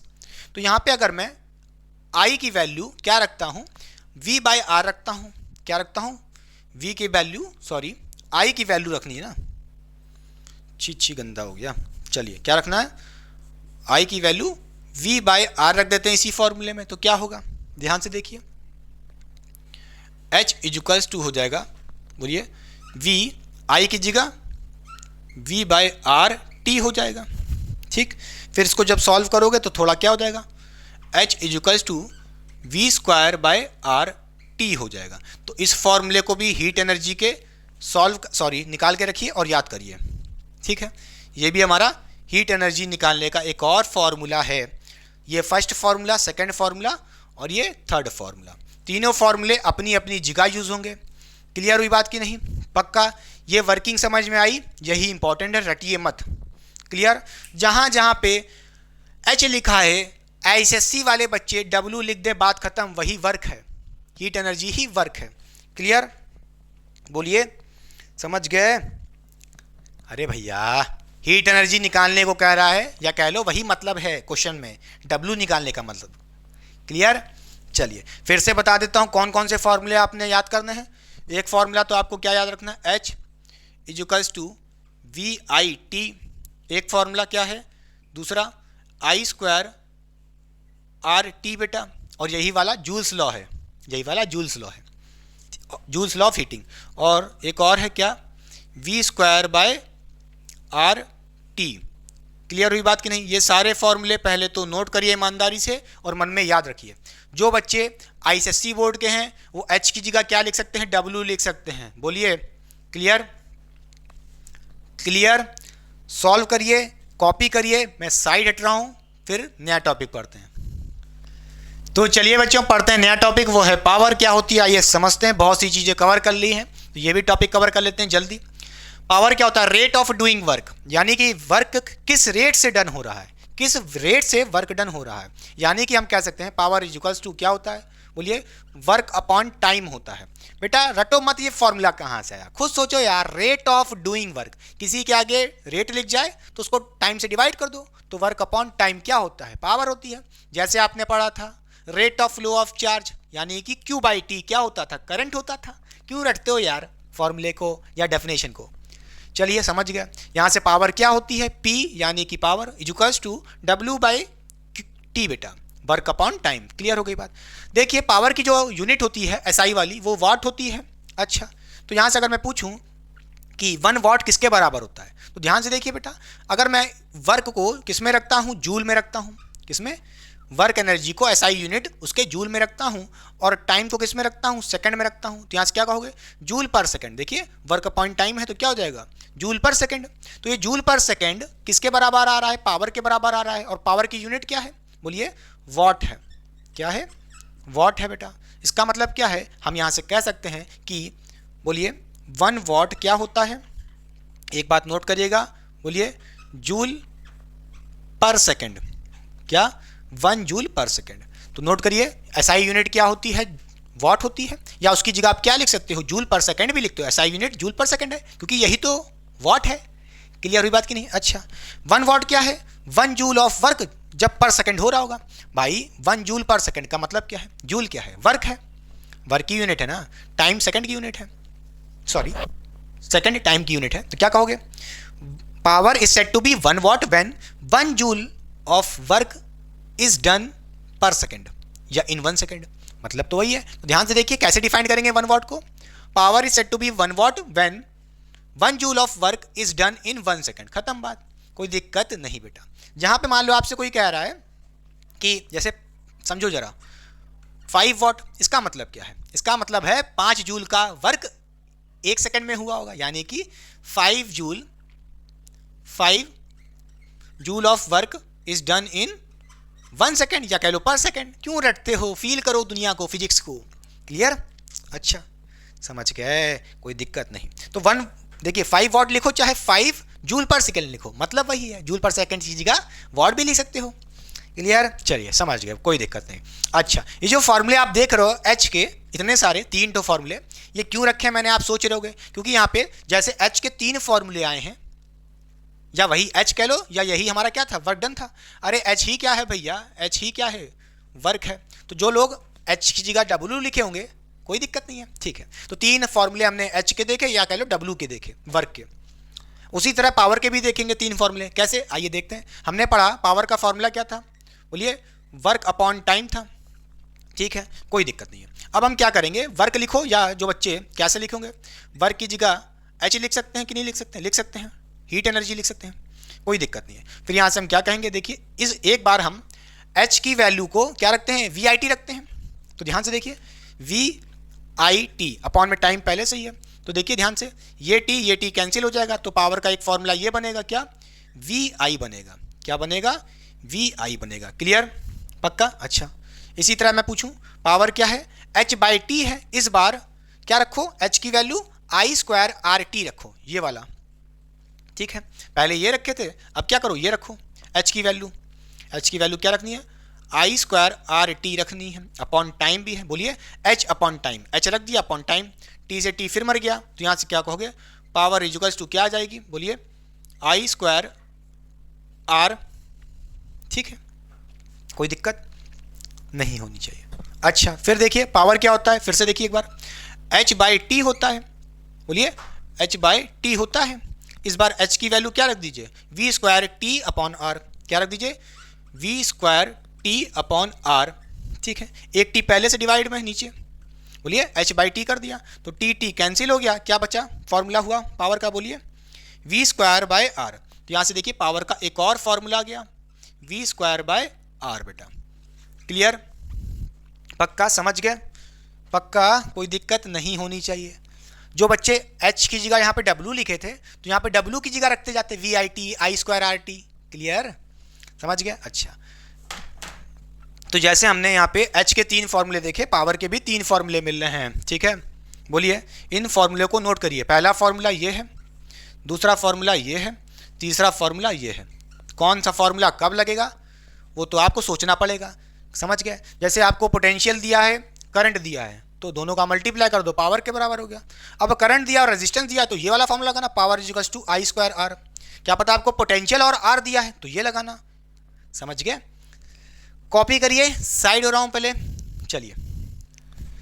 तो चलिए बच्चों पढ़ते हैं अपना एक और टॉपिक, वो है एनर्जी। एनर्जी क्या होती है, कैपेसिटी टू डू वर्क, ठीक है। इसकी एसआई यूनिट क्या होती है, जूल होती है। अरे भाई एनर्जी ही वर्क है, वर्क ही एनर्जी है, अभी जस्ट बताया था। हीट एनर्जी कहो या कोई भी एनर्जी किसके बराबर होगी, वर्क के बराबर होगी, खत्म बात, कोई दिक्कत नहीं।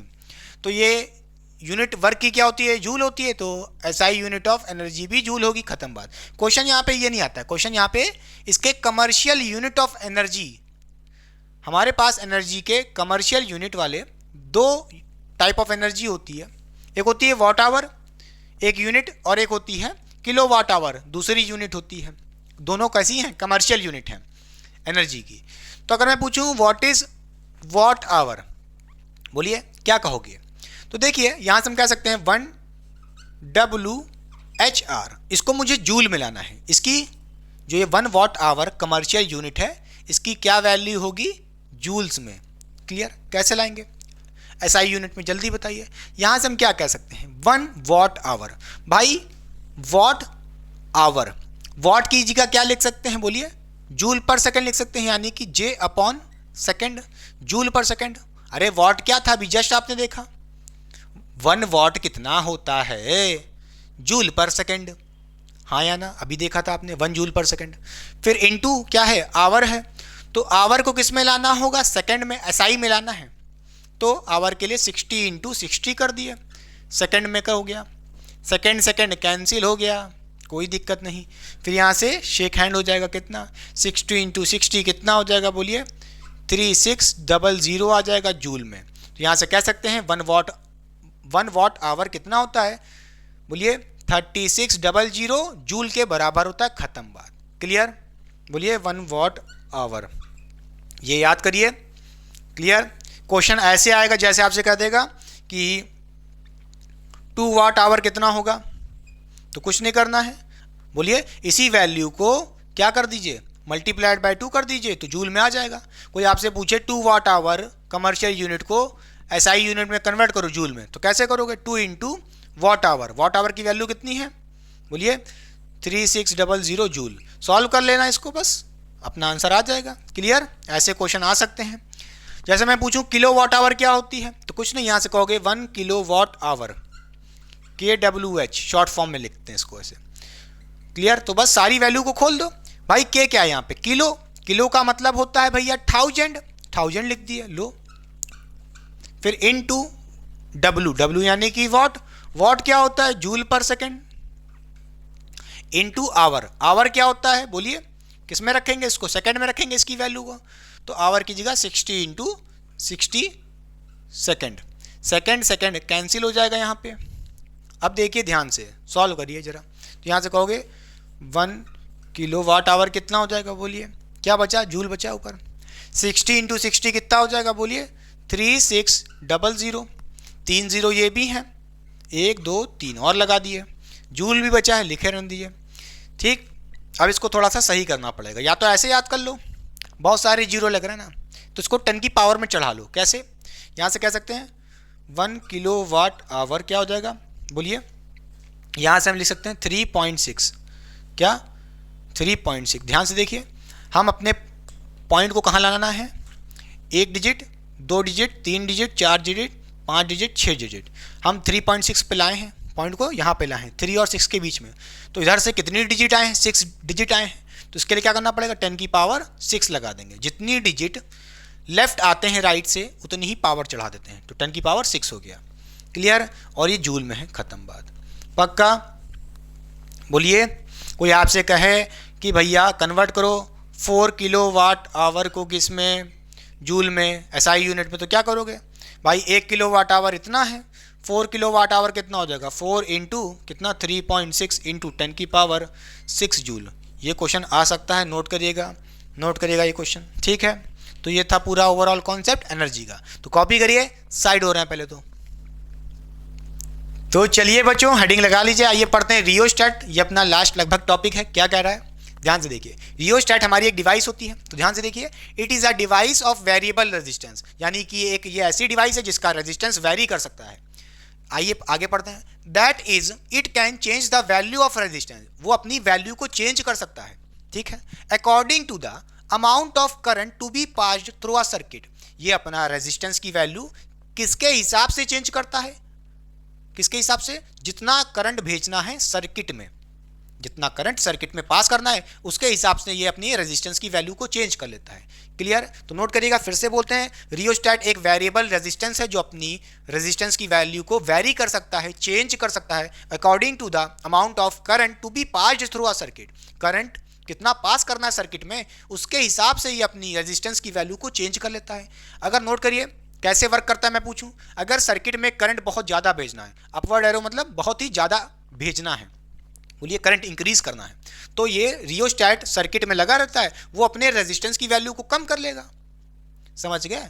तो करंट ज़्यादा जाएगा सर्किट में, खत्म बात। सर्किट में करंट कम भेजना है, मान लो जरूरत है करंट कम भेजना है, तो क्या करेगा, अपनी रेजिस्टेंस की वैल्यू को इंक्रीज कर लेगा। तो इस तरह हमारा रियोस्टैट वर्किंग करता है। आई होप ये समझ में आ गया होगा। ठीक है, तो पूरा ओवरऑल टॉपिक तो मैंने कवर कर दिया है। एक लास्ट टॉपिक बचा बेटा जो आपको पढ़ना है, application of heating effect of electric current. बोलिए, जैसा कि आपको स्क्रीन पे दिख रहा है, मैं रीड नहीं कर रहा हूँ, टाइम नहीं है, इतना लंबी वीडियो बन चुकी है। तो ये थियोरेटिकल टॉपिक है, हेडिंग लगा लीजिए और सारे टॉपिक्स को नोट कर लीजिए जो दिख रहा है आपको स्क्रीन पे बेटा। क्या दिख रहा है? Application of heating effect of electric current, electrical bulb है, ठीक है, और क्या दिख रहा है इसमें, बोलिए, दिख रहा होगा आपको इसमें इलेक्ट्रिकल फ्यूज है और हीटिंग वायर। समझ गए? ये सब कुछ याद कर लीजिएगा, बोर्ड के लिए बहुत इंपॉर्टेंट है। क्लियर? चलिए, तो ये था पूरा ओवरऑल लेक्चर जिसमें मैंने सब कुछ कवर किया है सीबीएसई क्लास 10th के हिसाब से। ठीक है, कुछ भी नहीं छोड़ा है, पक्का समझ गए? एनसीईआरटी पूरी कवर की है, कोना कोना नहीं छोड़ा है। ये मेरी फर्स्ट वीडियो थी, सब कुछ पढ़ा दिया, सारा थ्योरेटिकल टॉपिक, थोड़ा बहुत एक दो क्वेश्चन भी कराए, क्वेश्चन ना के बराबर कराए, क्वेश्चन तो अभी आने बाकी हैं। इसकी जो नेक्स्ट वीडियो होगी वो एक न्यूमेरिकल वीडियो होगी जिसमें दबा करके न्यूमेरिकल सॉल्व करवाए जाएंगे, जितने क्वेश्चन बन सकते हैं बोर्ड के लेवल पे, कम से कम 20-22 क्वेश्चन दबा के न्यूमेरिकल होंगे, जितने क्वेश्चन बन सकते हैं सारे के सारे सॉल्व करवाए जाएंगे जो आपके बोर्ड एग्जाम्स के लिए बहुत ही इंपॉर्टेंट हैं। क्लियर?